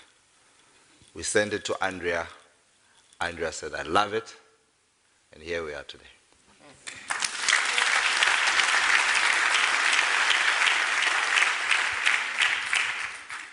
There it is. It stands out, doesn't it? I don't even think you could have wished for anything better, more meaningful, and more direct than this. And I suppose when you talk about the inequalities that still happen, they happen even in 2017. They happen even at halftime of the past weekend at Loftus, when the tweet goes out from SA Rugby telling you that the Bulls trail at Loftus at halftime. I'm like, no, man. But the Kings are leading. So why don't you just say that the Kings are the ones that are leading going into halftime?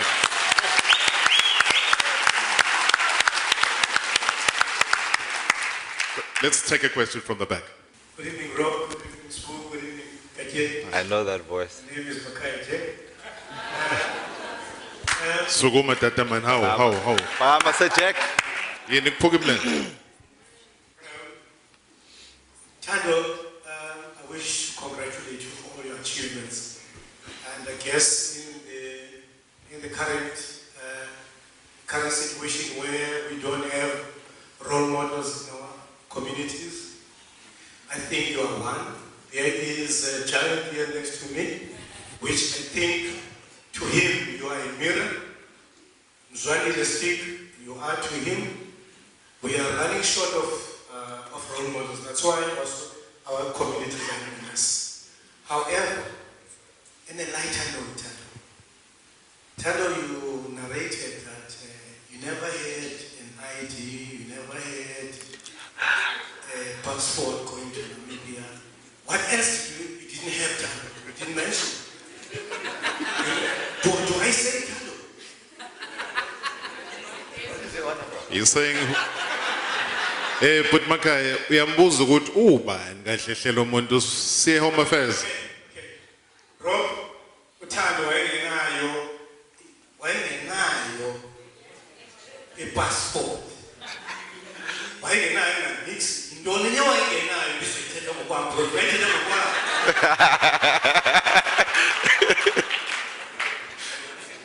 Uyamxaka utata sobuyela lapho. Driver's license,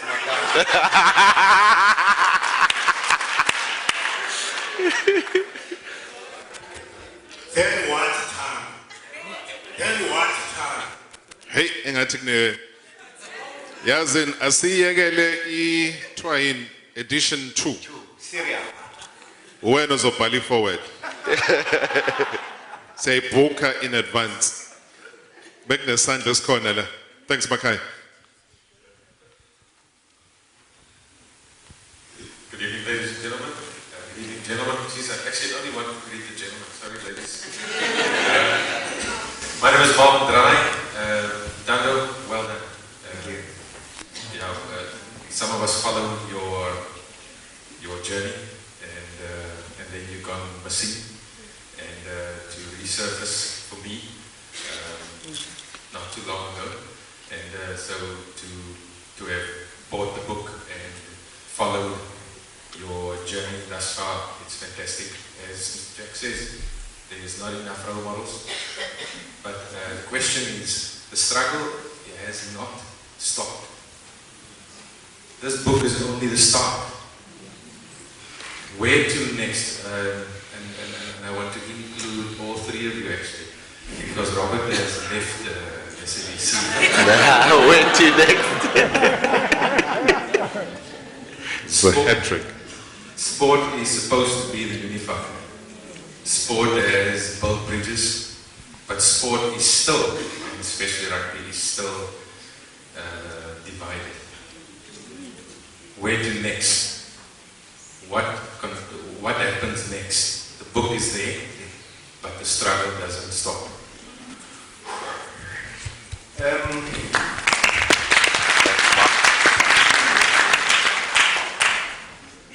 I will say this, and I've had some couple of engagement with Kez Nigel. Kez sees me as someone who at one stage will be at the top accolades of SA Rugby, and I always laugh it off. Charity begins at home. I wish to express in the presence of the head coach and the executive of Eastern Province Rugby that they are busy falling into a trap. They are busy falling into a trap because they have no hold of what is theirs. Someone tells them what to do, yet what they have is in front of them. An example is one. 19th of August, we will host Stuart Ware a test match. A test match that must generate and will generate 40 million rands through ticket sales, through suites, and through many other things from the stadium, the iconic Nelson Mandela Bay Stadium. And one of my things that I will say to the executive is, given that responsibility to take over after 8 years of pure damage, pure heartaches, nothing will hurt me more than after the 19th with not a cent from a test match. We have that challenge here. It's real. Saru continues to milk us dry and lie about what is happening here. And we're allowing that.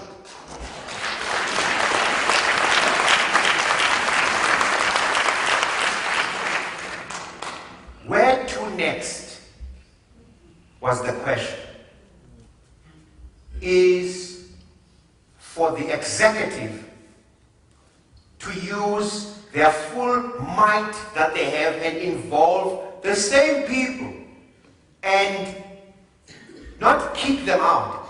But if I'm at home, I am the head of that home. As much as we need money, and the municipality, which we pay rates, have given SARU 15 million from the liquidation, we want Dion Davids our own certificate to be a franchise. You guys will stand to lose 40 million from the 19th. There's talk of Pro 14, which has 183 million in TV rights. That all goes back to Cape Town, where the people are putting feet on their table and they're dictating in front of you.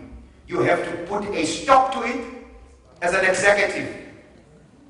Let us not look at being an executive and not doing anything. Fight until you die. But let us know that you fought a good fight.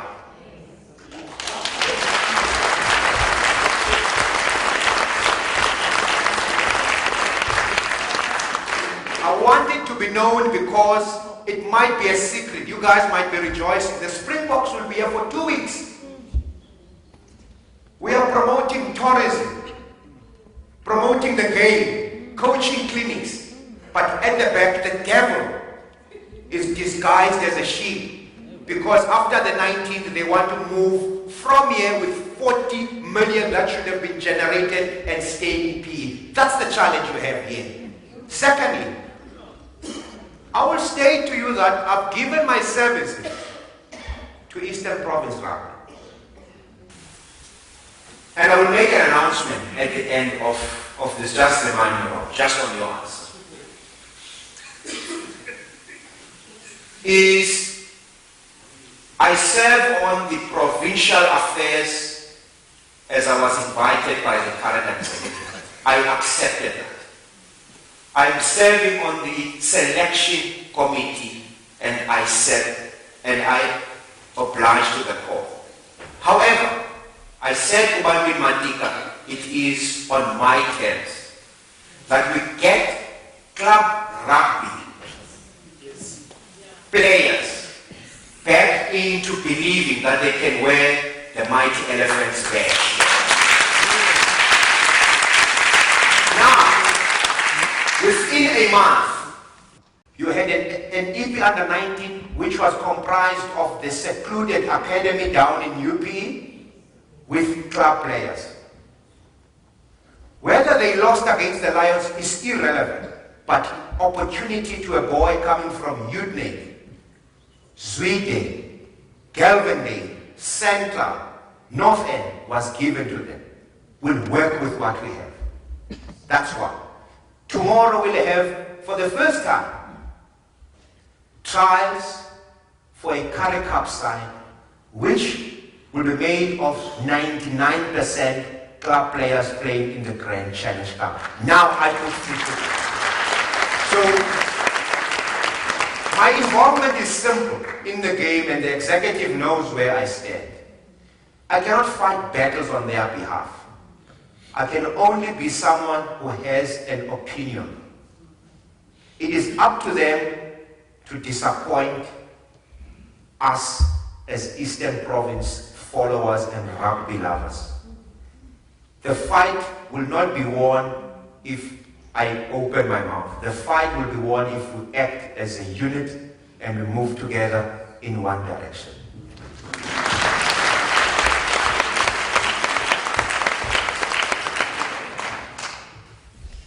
Yeah, I don't know if I think I think you were one of the trio. The drive. Yeah.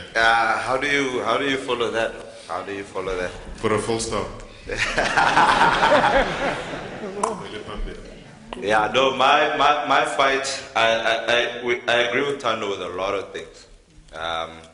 Sometimes I have to be his buffer and tell him, but now you have to load, buffering, don't shoot straight away. Just sometimes you must buffer and just hold a little bit. Thando is right, and I'm from the border region, born and raised in East London. Ikael Kulu is in Building. We produced in Limbela, commentator, Upakase Jack, there Lungelo Pai, a few other rugby players. We rugby players are listening. I think Umakazola Mapim is here. Everyone is singing praises about how well he's doing, natural instinct. And Rob, rugby is really. You could get anything in that scrum. and I don't mean a rugby ball. But the challenges are the same. Border was left to rot and die some years ago. We didn't even hear of Border, probably 10, 15 years. Border was silent and no one cared, no one gave a damn. But they came together. They said, look, we're out of the spotlight, we're out of the radar. Our players are leaking. Selborne, Dale, Queen's College, Sterling, Hudson, Bungane Brothers, olwazi involved. That's border region. Players just going without a filter. Eventually they said, it's fine. The ones that will stay. And they started building, asking a few guys to come back and contribute. Some guys who might stay. They started asking a few coaches, building the Forte Blues, you know. And today, Border, in its partnership with the Kings, have created this wonderful season that the Kings have had today. I think about 13 players, Dion, hail from the Border region. The line of pioneers that were playing so brilliantly. But my fight, and speaking to the question of where to next or what we should focus on next, my fight is with Thando's peers, guys with stories to tell, sitting on those stories and not telling them. There are writers out there, guys. You don't have to come to me. Kanye Sochwa, Kulungani Zama, this George Byron here, worked for years, knows this region in and out. Tumani, Bambani, Hope Bambi is here somewhere, Cabernet Red, so you won't recognize him. These are writers, guys. These are accomplished guys. And whoever has a story to tell, like he did with me, you know, you might be successful, you might not, but there's no harm in trying. This book is proof that you have to try for you to succeed. You have to shoot for you to score. There is just no other way. And I hope, and this is a call to former cricketers, rugby players, hockey players. We have hockey players also from Border, from Italy. These are internationals. St. Thomas produced Ashwell Prince. We don't know Ashwell Prince's story. You know, and a lot of other guys that have come out of there. And girls, also from St. Thomas. That's a Springbok women's captain.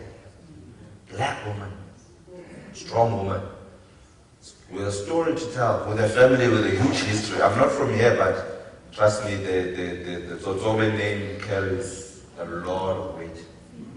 You know, and my call is, guys, please tell your stories. Not everyone will write a book. Not everyone will write a book. But where you're going, Rob, I hope you still have Legends Night. And I hope you go and tell the stories. Thanks. Yeah, I mean, it makes sense. I'm not going to, dwell much. I think the guys have really put the punch out there.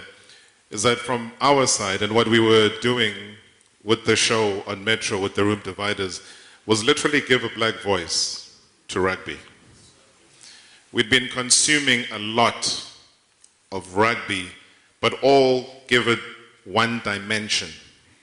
Why? Because there was this general feeling that everybody was being told that black people in rugby, oil and water, doesn't mix. It's not true. So we were trying to dispel that notion. And the notion of the Room Dividers came as a result of that. Kaunda and Dunja, very strong on his statistics and the game, the numbers, the play. Lawrence as well, coach, also Springbok. Thando, we know the story, but he's got more administrative skills as well that come through. He knows the politics of rugby that you add on. So the mix was fantastic. So all I gotta say is that I still think deep down inside that there's been a force that didn't want the Room Dividers to carry on. Whether, and I don't want to open old wounds, although it's important that whether it was about criticizing the then Minister of Sport, it was never personal. It was about the office that you occupy. Because sport is not about the individual. We've seen from the late Steve Chwete right up until, where we're going. So all that I'm trying to say is that how ironic that when we've been trying to get the CEO of South African rugby to come onto the room dividers from day one. Never appeared. Not a single show. Not even catching him on the line, on the way to the bathroom, on the way to the airport. Never available to chat to us. It's a national platform that we're talking about. But guess what? In the week that I was pulled off air, guess who was on the radio? The CEO of SA Rugby. On the phone. There's no room dividers, there's no Robert, so hey, it's game on. And that for me shows cowardly leadership. And people have got to be accountable because it's a myth that black people and rugby don't mix. It's a myth. And we saw again with the Kings over the weekend. Hey? What, 13 of the 15 players of color that were out there? What happened? Did the earth crumble and fall? No, a victory came out at Loftus. Against the Bulls. Hey? Sure. And that deserves another round of applause. You know, so all I'm saying is that whether by design or whoever has been plotting, is that here we are at the Opera House, full today. There's a microphone, there's ears, there's learning that happens. With or without my previous platform, there's going to be another microphone where you will be a part of those discussions. There are people that cry till today and say, I never knew, I never cared. Rugby was like the worst thing in my life, but since you guys came through with the room dividers, I am hooked. I am listening. I am enlightened and I'm educated about it. But then somebody somewhere who's a smart person wants to put an end to it. Does that mean that you're putting an end to the discussion itself? The answer is no. All you're doing is you're actually saying, let us actually find a bigger platform. And that is exactly what we're cooking up right now, is that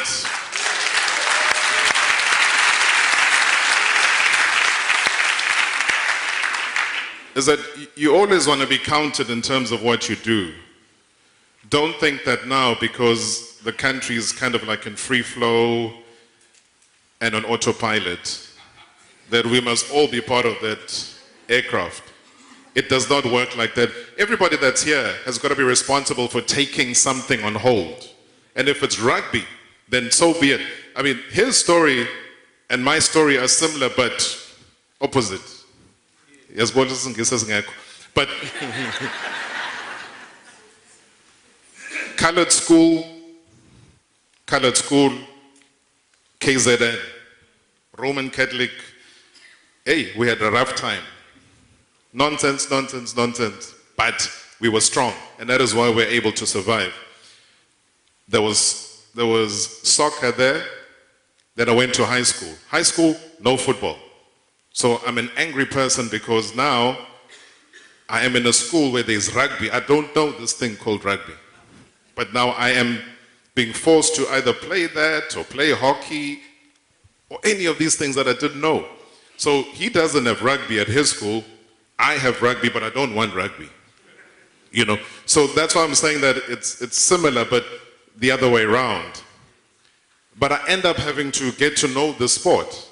And then I end up playing the sport. And end up playing in the second team. And who's my lock? Bobby Skinstead.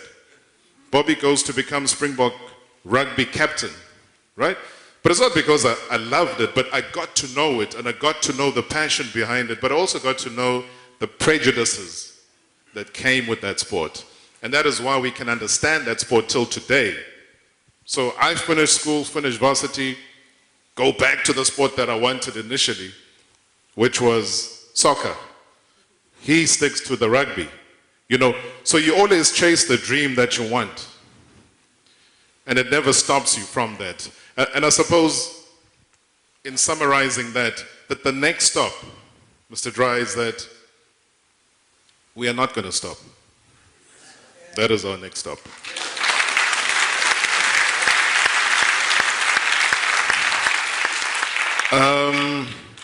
I can only take this from a...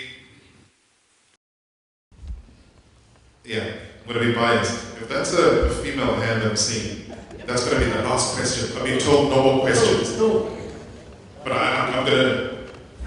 Apparently there are too many guys. There's a very, very quick question over here that's been waiting forever. Okay, let's do a quick question and then, yeah, we'll balance the...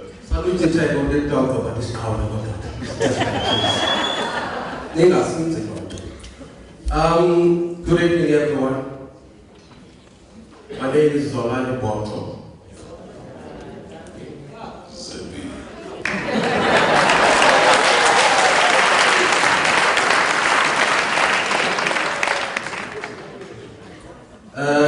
Let me follow suit. Firstly, congratulations to both of you, Spoo and Thando.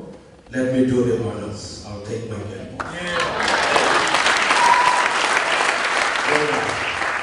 Well done. Yeah, we are done. Okay. Spoo, you covered a lot of things that I really needed to ask, maybe in one question, but I'll leave that one. Just one point on the answers that you gave. Considering writing of books by the ex-players, you reminded me of Nomsibete Totsobe. I hope she wouldn't mind, but we had a nice chat when she was still the captain. The first black woman to captain the Springboks. No recognition. No recognition. She couldn't even drive a sponsored car. We had a discussion on that. I put it on the radio. She could not even drive a sponsored car. Our own captain, national captain. Disgrace. One word. Disgrace. If she were white, I won't say more.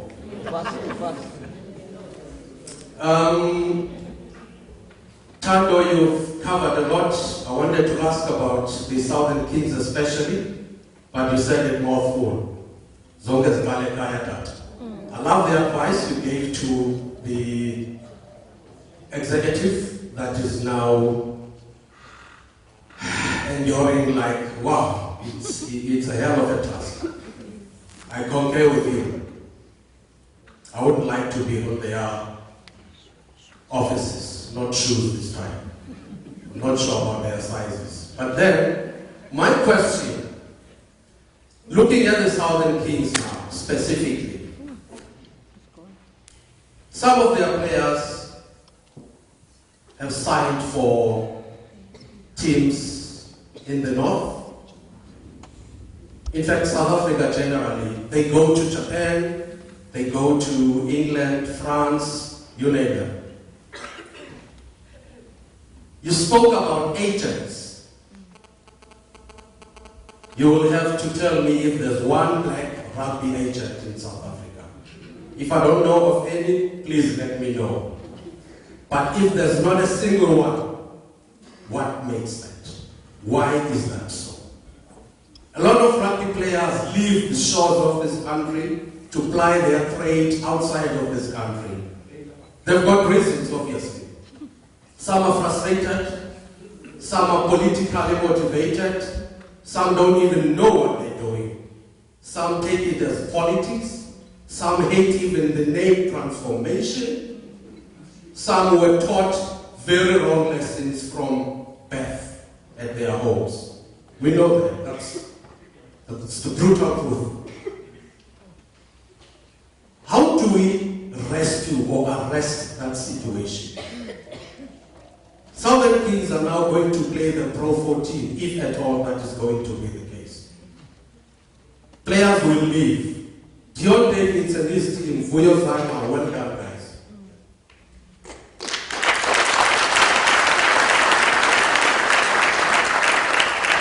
They will have to start all over again, because it took some time for them to be a Southern Kings team that was recognized.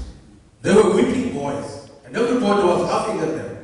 Everybody saying, oh, whipping boys, whipping boys, whipping boys. And now they go to Loftus. What you said, Temba. it happened. Instead of praising them, the bulls were looked upon as some people who did nothing. In fact, Loftus has got a history. Maybe you'd have to ask this question and answer it yourselves.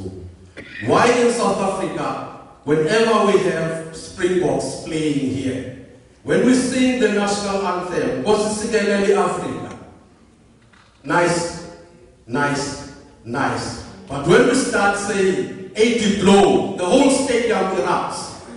What the hell?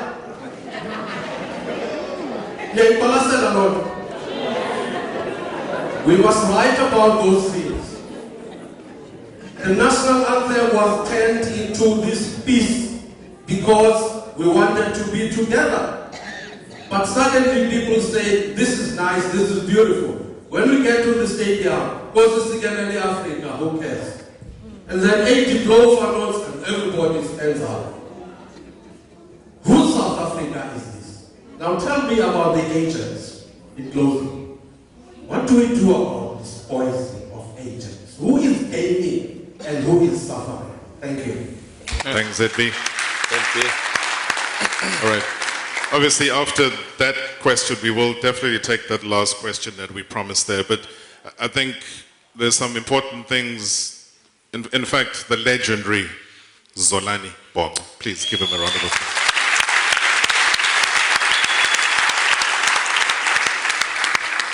So I don't know, between the two of you, author and subject. First things, I'll tell you guys a story about ZB.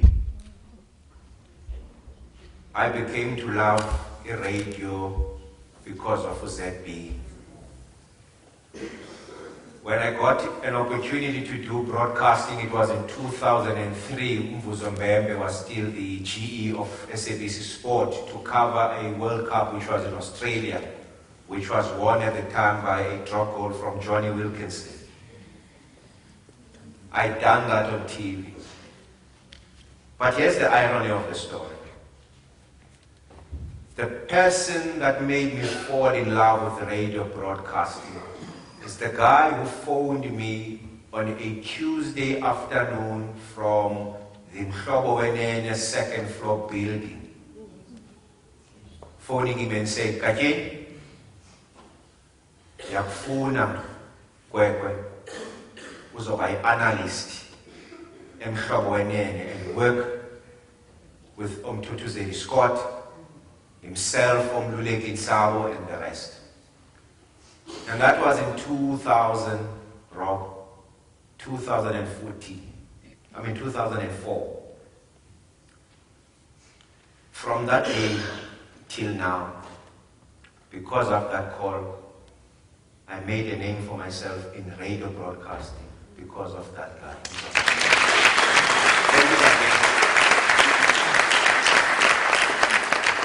To answer your question, ZB, it's not the first time. Rob can concur with this one, where we had, and it is in one of the pictures in the book. You'll see we've got two pictures. It's the first one, it's the middle one, where we are sitting with myself, Rob, Lawrence, the president now, Mark Alexander Notsulu. And I probe him because he does not know what happens at SARAM.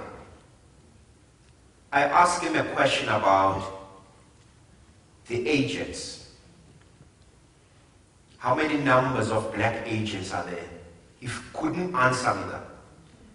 Instead, he got furious and upset, and I told him to relax, answer the question. I'll tell you the honest truth. There is none. The last that was there was the one you spoke about, was a Pilti Nunkaya Wakosu. Upai. Ulungelo Upai. So, what happens? It's a very stringent route to take to become an agent. You have to go and write exams. in order for you to qualify, which is the norm in soccer nonetheless. However, here's the exploitation. The exploitation is one, and I use the word exploitation because why, if SARU were able to spend over $500 million on development, can they not at least give 10 agents who are black to become sport agents when they are pushing the drive for a strategic development plan? They play a significant role. They are the core. Because a player like Giant needs, whenever he's given an offer, he needs to liaise with his agent, who must negotiate on his behalf. But the only thing that you always get is a pair of talks and 2 pairs of khakis from Nike and a couple of tracksuits, and you must be happy. Whilst the tables are turned on the other side, your well-being is looked after. With a Range Rover, you complain about a car. Secondly, is when you get a sponsor from a watch, it comes with the remuneration package of the finance. It's not only wearing a watch. You wear the watch, but I pay you for wearing that watch. That is not happening. Our players, there's the watch, they keep quiet. They don't want to question, where's the finance for me to wear this watch? Now, it is once again,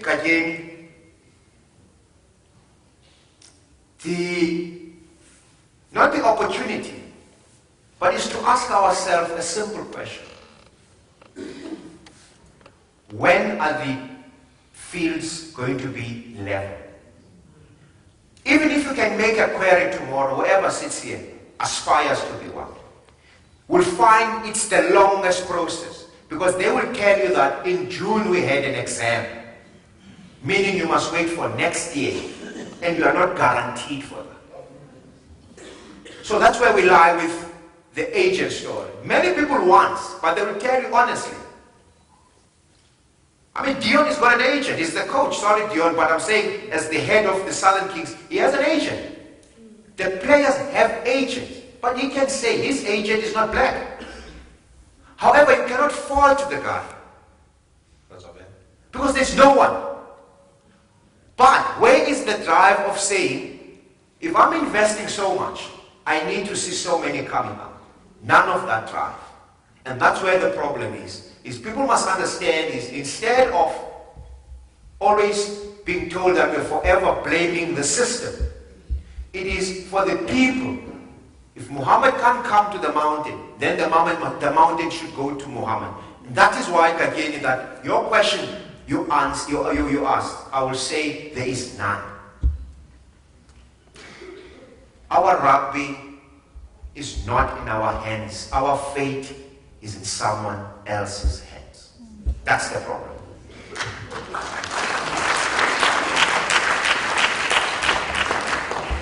Okay, let's take that question, the final question.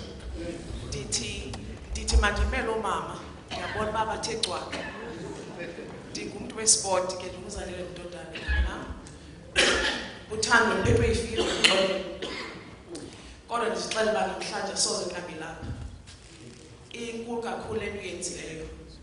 Le ncwadi is something profound, it's something amazing. Ivuselele izinto ezininzi nalapha kum njengomuntu odlala isport eMzantsi Afrika. Sibaninzi apha nabophumeza ndiyababona abantwana berugby, women sevens, nabo o-sticks. We are all here to support you and to say well done. Thank you for fighting for great athletes.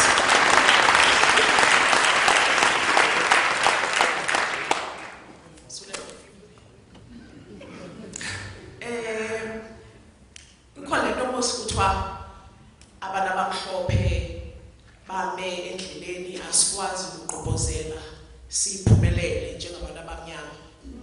I come from a netball background. Utata uthethe ngonomsebenzi uthothobe wasekhaya nomsebenzi. Mna ndisuka kwi-netball background. Nami ngumcaptain eSouth Africa. nam zange ayikhupha imoto.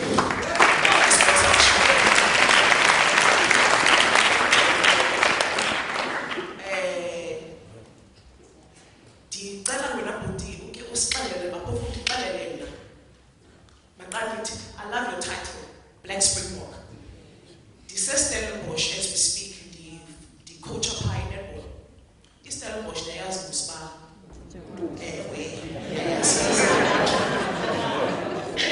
Ted Ofika Pala, the headline. Zanele Dodana. First black netball coach in Matis. Kubeka, black leg. But why was I emphasizing the black? But namhlanje ndithi I embrace that. I'm proud of that because we want to see the people making the Lord community.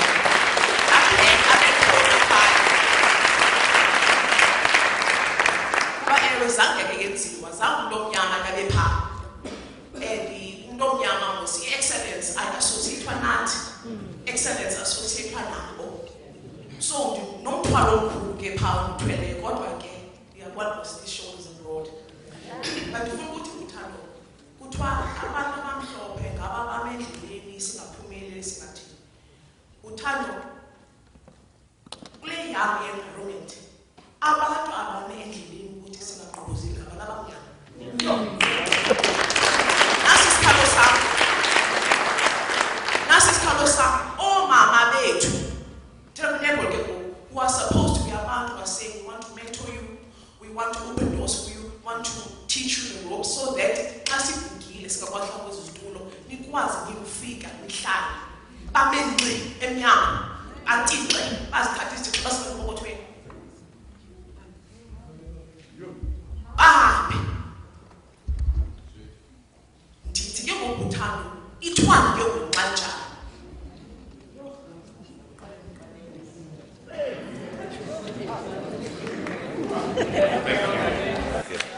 Thank you so much.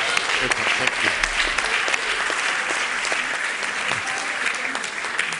I think just a quick uneducated translation, because I know that Thando has a diverse audience. It's just literally towards the end is trying to unlock that we always say, where it's about the white person stopping the opportunities for black people to progress. So here is a case now of saying that no, it's actually the black people that are stopping the progression of fellow blacks. So with him holding the key and being in the spotlight right now, we're going to make you the locksmith to unlock this conundrum. So we await with bated breath. And it's an important question, and I think it really needs to be taken as seriously as it's delivered. Thank you, Zed. The inference I will make from that question is the recent president of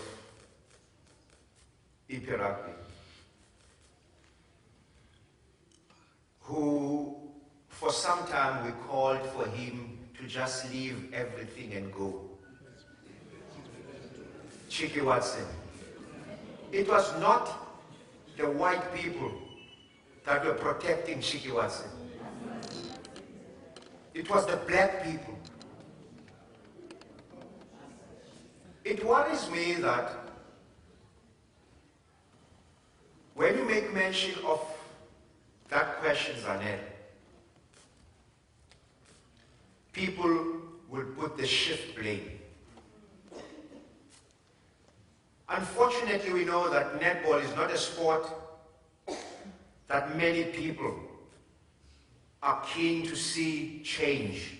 Yet it's the top sport in the country for female. The love of administrators to overstay their welcome, it is a big problem. They feel they have not achieved what they set themselves, not the sport, themselves to achieve. in terms of Voyager miles, Southern Sun rands. Because let's speak the truth, people. To fly and stay at a hotel at no cost is something that everyone likes because you don't touch your pocket. However, as you mentioned that you are making inroads, but when you make the inroads, is you feel that there is a stumbling block. Then we have to look and go to people like Ido Suka, who is a known sportswoman, and shift her attention from netball go into rugby. Maybe that also is a slight answer for you, is the difficulties of those administrators. Now, it's a general problem between both sex, male and female. However, it is once again a problem that we have administrators who lead but who are led. That's the problem that you're encountering. You have administrators that say they are leading, and yet they are being led. A typical example, a guy I admire, where we share 4 relationships: a student, teacher, player, coach, current Springbok coach. 2 weeks to 3 weeks ago, had an ideal opportunity to give us the first black test captain in this country. This is what happens, Makaya Jack. The CEO of South African Rugby, on the sidelines, says, you people want Sia. Yeah, Sia is good, but Sia is good for the people. That's the problem. Is you have a CEO who does not have a vision of backing a coach and forcing a coach of making those decisions. Brian van Rooyen, the then president, in Jake White's book, Jake writes, on the eve of a test match against Australia in Newlands, I was told to drop Furi du Preez and put Ricky January. The president of SARO stamped his authority on that selection, and it happened. However, this time around, we have a coach that heads, who listens to people before stamping down their authority. It doesn't work like that. If that decision was made, Warren Whiteley is injured from Sunday, they wait Monday, Tuesday, Wednesday, Thursday, Friday to make an announcement. And then they must have a discussion on who do we choose, Eben or Sia. Who is the automatic choice? Is the guy who just a week ago was man of the match. A week ago was also the Stormers captain, captaining Eben Etzebeth, but he stood alone and he was jumped and the captaincy given to Eben Etzebeth. That's a problem. Now we have to understand, if our CEO who comes here and enforces things on our executive, 1 man out of 8 people, 1 man, he still owes Mattis money. He's got an outstanding case of laundering money. He comes and tells us about money. We've got a serious problem if you want to listen to that person. That's the problem. In closing, very important, people, it's very important. In closing, the administrators should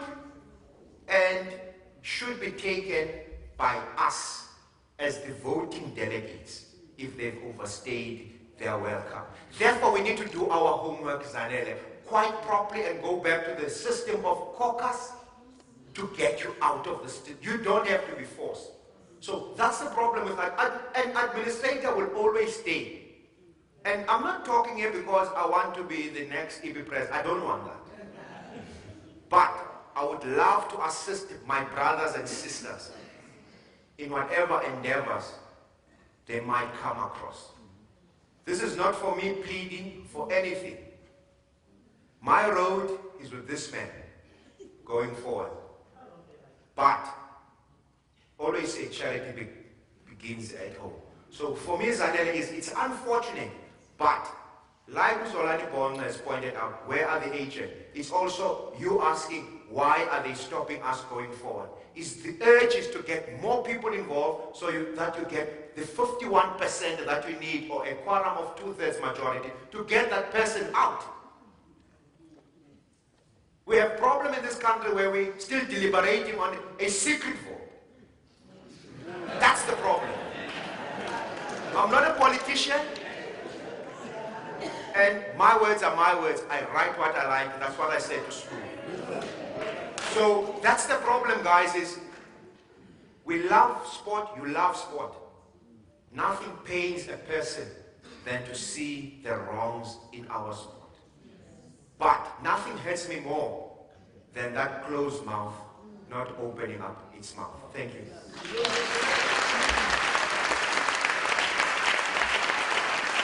From beginning to end, it's a compelling read. It's also captured in colorful pictures. There's a demonstration of love within a family. There's a demonstration of colleagues and acquaintances that have been made through the journey.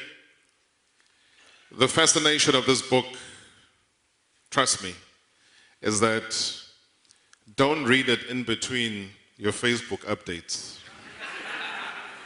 Don't read it in between trying to shell up people in your DMs. Sit back, and in one read, you'll be done, but you'll feel whole about it. I don't talk up things that I don't believe in. So that is why I believed in this man, in as much as when the establishment was saying, but can't you find other voices to come and talk about rugby on a Tuesday? I said, but what's wrong with this voice? They found something that was wrong, and they wanted to shake it up. I said, no. You remove him, you remove me, and let's life carry on. Life is very simple. You make the decisions. And I always say, you'd rather starve in dignity than eat in shame.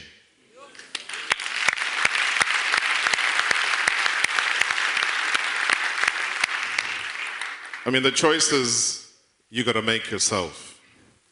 And these two gentlemen here will be outside taking it's what, $275 each copy of this.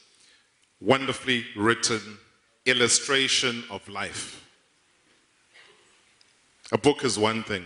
It's what you get in a library when you're rebelling with the teacher that you don't learn about photosynthesis. This is a journey about life. And they will give you time to sign individually, give you that signature, give you that thank you in the book, because you are part of this history. And I know we've broken the rules like we normally do when this man is around. Time is a problem. Rams would know about that. Show was supposed to end at 7:30. It's 7:45. Now we're still there. So again, we've been problematic. But I do think, and maybe just by a clap of hands, if you've gained more than what you expected by being here tonight, just show me that.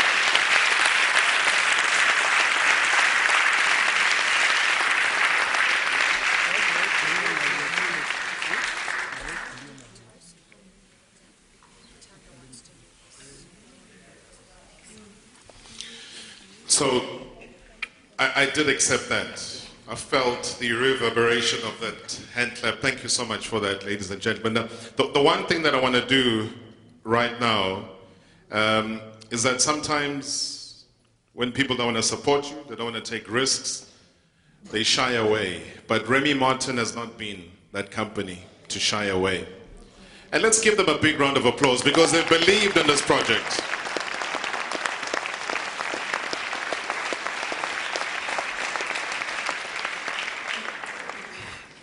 Ucingiwe Nosia Opera House as well for their support. Thank you so much.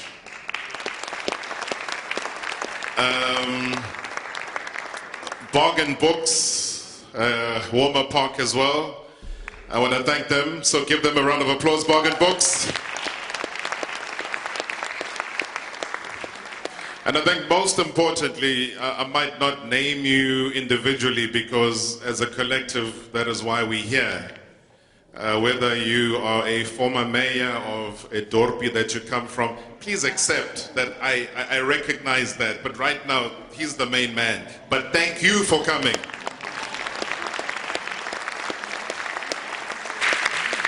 And we will do a Remy toast right now for the success, like I said. And I'm glad that there was that camera to capture the moments, because in as much as we don't capture the moments in books, we also don't capture them in audio visual. So there will be a correlation between the two.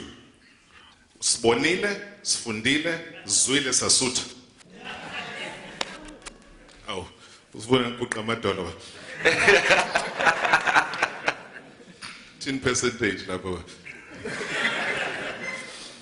We will stand. We'll give the man an opportunity to toast. Courtesy of Remy Martin, and just for their involvement. So please lead us in the toast. Thank you. Good evening, everyone. And we'd like just to take this moment to toast to the gentlemen that stand before you, who have taken a giant leap of faith in trusting in their ideas. There are many lives that they are living differently, being a writer, a creative, a leader,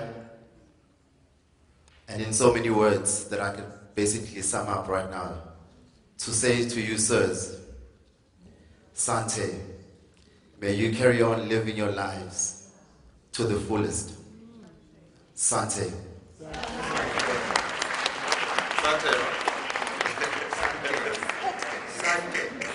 Sante.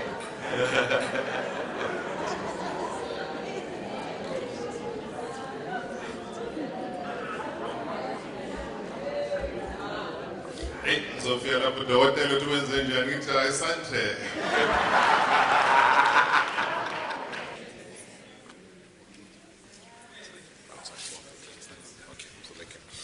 All right, I've just been given the good news though, if you're thinking you're being left out, is that there are some farewell, welcome Santes outside that are waiting for you. So they're telling you, just drop. And you can see how it's poured. So this is not that kind of party today. You know, we'll do it the proper way. But I think in closing, Thando, you will have, in fact, let me reverse it. Sbusiso, you will have your final word, and then I'll hand it over to Utata Wetu. Thanks, Rob. Thank you to you, Rob, for making the time to come here. You know, sometimes injoli iyalityalwa madoda xa ehluthi. So to enjoy here tonight, thanks for making the time, the effort. I know you're very, very busy man, but you're also a man of your word. And when you said you were going to be here tonight, I believed it, even if better quarter past, half past,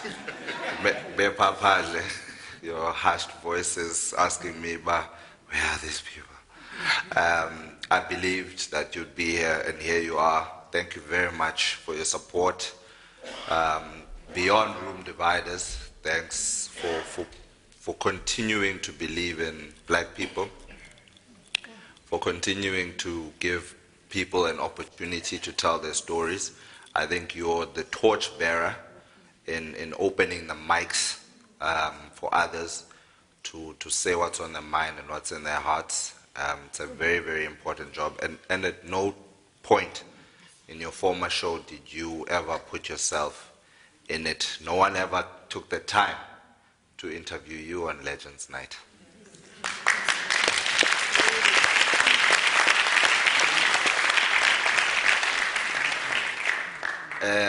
And thank you to everyone who's here. Thank you to Kati. Kati Matoda. Oh, Dambamba in this one recording session that we had, and she was in tears talking about Uncle Mel, a man I wish I had met after writing this book. She is so grateful. She never worked again after Thando became a Springbok. She never worked again.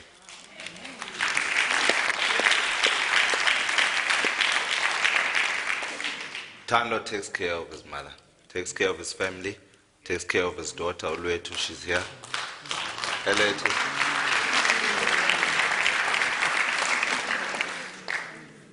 And it says a lot about him as a man, because Kulengena Data, you know, his father, even though they knew that's him there and is across the street, would not come to him. But he said to himself that no more in the Manana family will a man abdicate his duties and be missing in action, but people can see him, he's alive.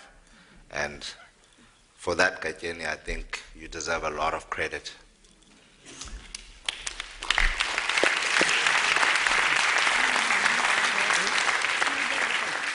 And finally, thank you to you for giving me this opportunity. It's no small feat. It's always been a dream of mine to write a book, but I was never going to rush it. I had two dreams in my life: to own and edit a magazine and to write a book. I failed in owning and editing one in Island and Amundi. ECDC, ayifuni baxhasa abantu abamnyama. I'll say, if there's anyone who works for ECDC now, Mama quit the company because they don't want to support black people. She worked in that company for 14 years, heading up trade. And one day she said, you know what, I'm tired, and she walked out. Because they don't want to support black people, black trade. They import German experts. But these German experts aren't the ones farming here in the Eastern Cape. They aren't the ones selling wool to China, which is what she was promoting. But thanks, Kajeni, for giving me a chance. No one else gave me a chance, you gave me a chance.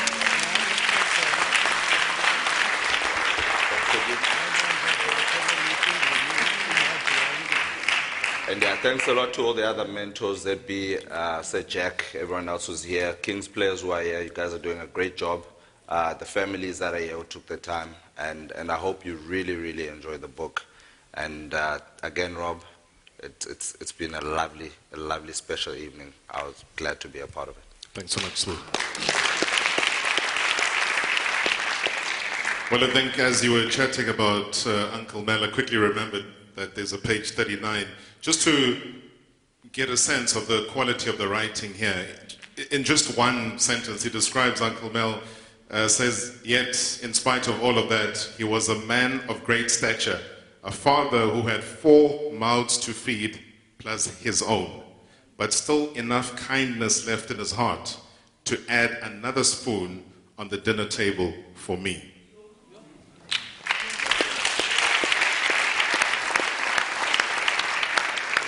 I remember that page 39 because it really captured my heart, and I thought as he was talking about it, let me quickly refer to it. It's your opportunity. I mean, you can take it either way. Just to thank everybody that's here, from you to everyone. Thank you, Robbie. Gratitude will not be a word that will be it all, and that's where it ends on, that I have for you. When your father passed away, I was left with one question: am I my brother's keeper? And I answered, yes, I am.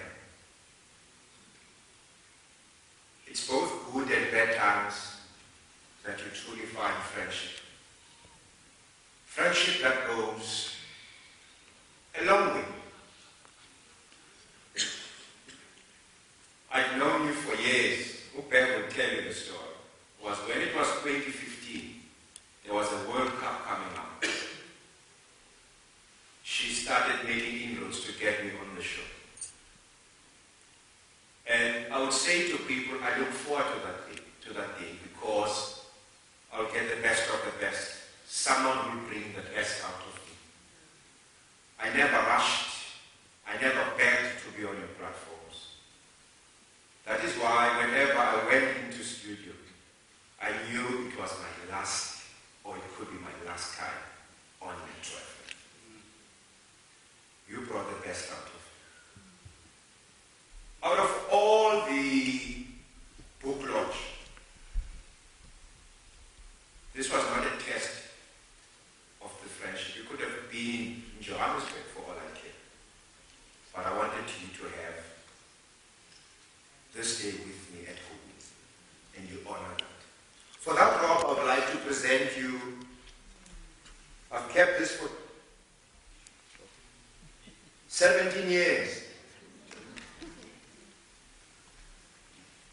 This is my SC under 23 jersey. I'd never worn it. Never worn it. And I kept it for a day like this. I never even cut, because we normally used to cut it because it's long sleeve. So I don't want to lie in line. Gentleman.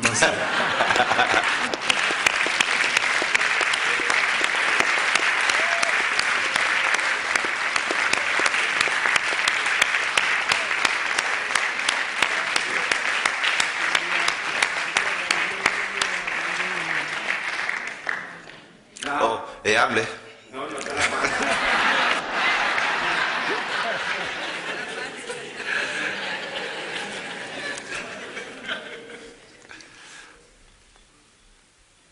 you know, sometimes people dream of touching us. They dream, Stuart. Gabi, you dream of us. But your David, you have to work for it. You have to put effort and time. People will always have something to say. Always. But when I look at this is the original Springbok tie. It's the original. Who do I give it to?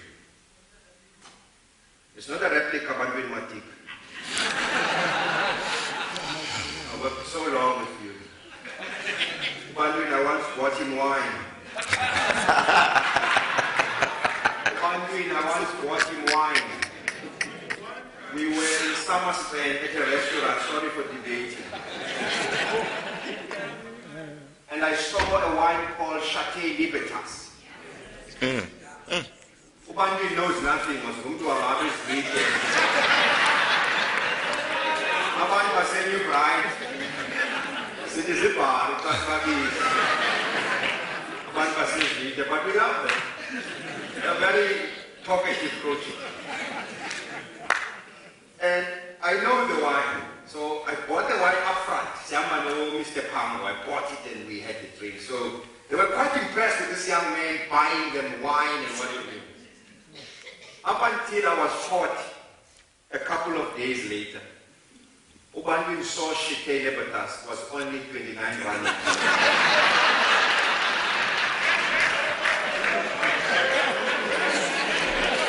The one who care was a new bride. The Betty Farm with 2 wines. So I don't care about Ubandwin. That's my deputy president, Bandwin Matika. Bandwin, you fought a long battle.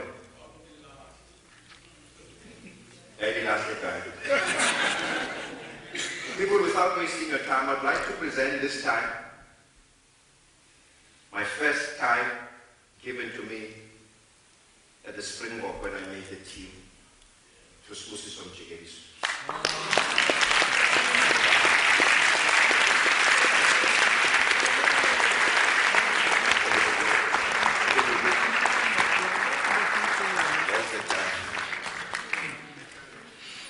ndanganxiba tayo namhlanje. Sakhe ndijike lapha back. Anthony Hugh, can you come up, please? Anthony Hugh was the coach, Springrose, Sasijima, Philip Nikiwe. He was the coach, and when it was standard 9 at the time. Little did I know that someone was seeing something in me as this man here.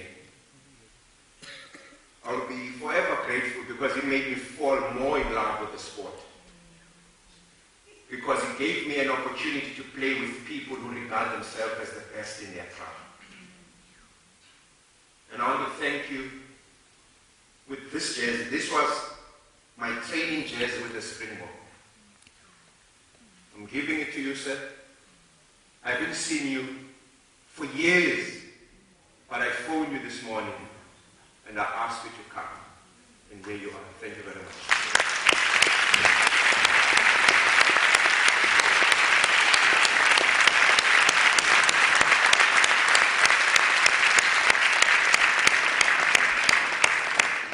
Johan van Vieren, please come up, sir. After 1995, through the baddest time of being told on a Tuesday I will not play for the Eastern Province Under-17 team, which I made legitimate, I didn't give hope. I played for one of the best Chapman's rugby team schools ever. Was coached by this man. 1996, young boys at high school aspire to go to what they call Craven Week. If you didn't go to a Craven Week, you know that Isiviago is still a bit empty.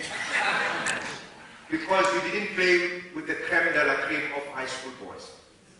And through his coaching, through his patience, I managed to play Eastern Province Craven Week.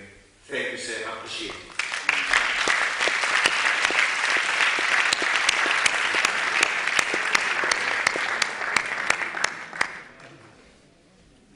Pesilamani. Izalet.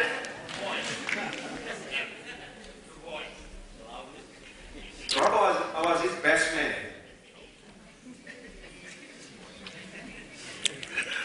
He was my best man at whatever I did.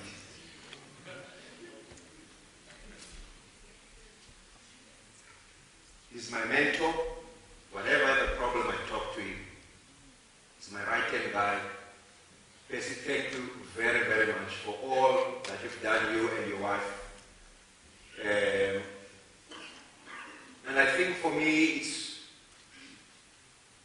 it's so surreal. But I'm so happy that I'm doing this. To say that no person can take your place in my heart. Thank you very much.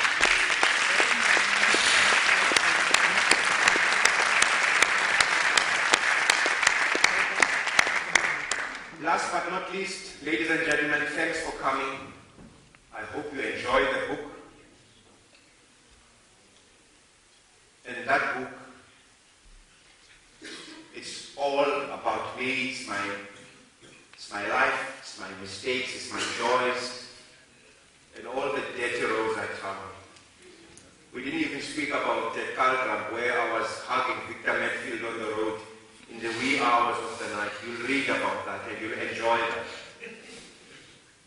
When we look at each other, I always say to Victor Medfield, you don't have to greet me.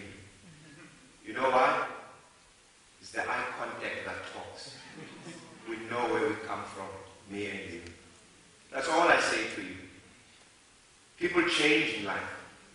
And I've told him that I don't have to scream for you. Just the eye contact, brother. That eye contact tells a story. So that's what I do to people, is thank you. And there's no other words I can do. To my mom, my father is here, and I'm happy that he's here.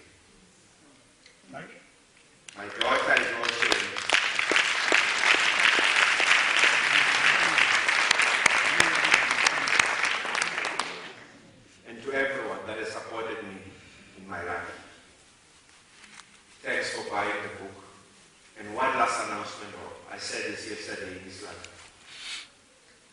I've asked to school that some of the proceedings that comes from this, I didn't do this book for monetary value. I don't need it. I'm saying in front of the people that are here, next year I will host the first Soli Kibilika tournament in PE.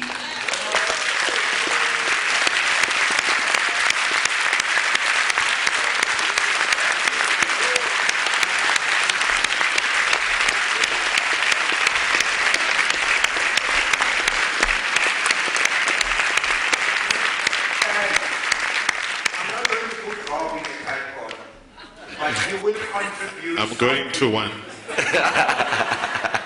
He's going to contribute something. We've got everyone, the Neil Bessica from Radio Algoa. It's good to see you here amongst us, being part of this journey. Thanks to everyone. Michelle Brown. The list is endless, I can thank so many people here. Dion Davis, I first met you a year ago. And I said to you, do you trust me as a man? And I said, trust me, you won't regret. And you've done so. I'm the only guy that can count. I've had over 20 interviews with you to other people whilst we're in Eastern Cape. Thank you for doing a great job. I wish you all the best as you guys look for other ventures in life. But rest assured that we didn't stop up until we were defeated in Super Rugby. It was not your fault, but your current reign or record will always stand as Dion David's Super Rugby side was the best that ever was in the EU. Thank you.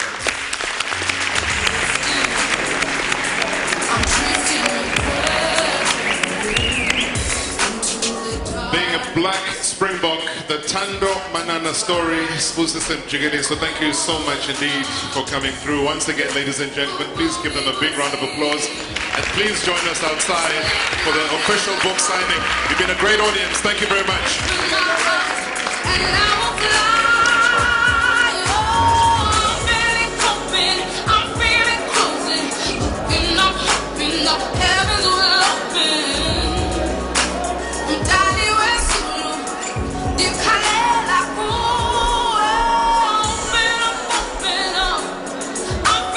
Crossing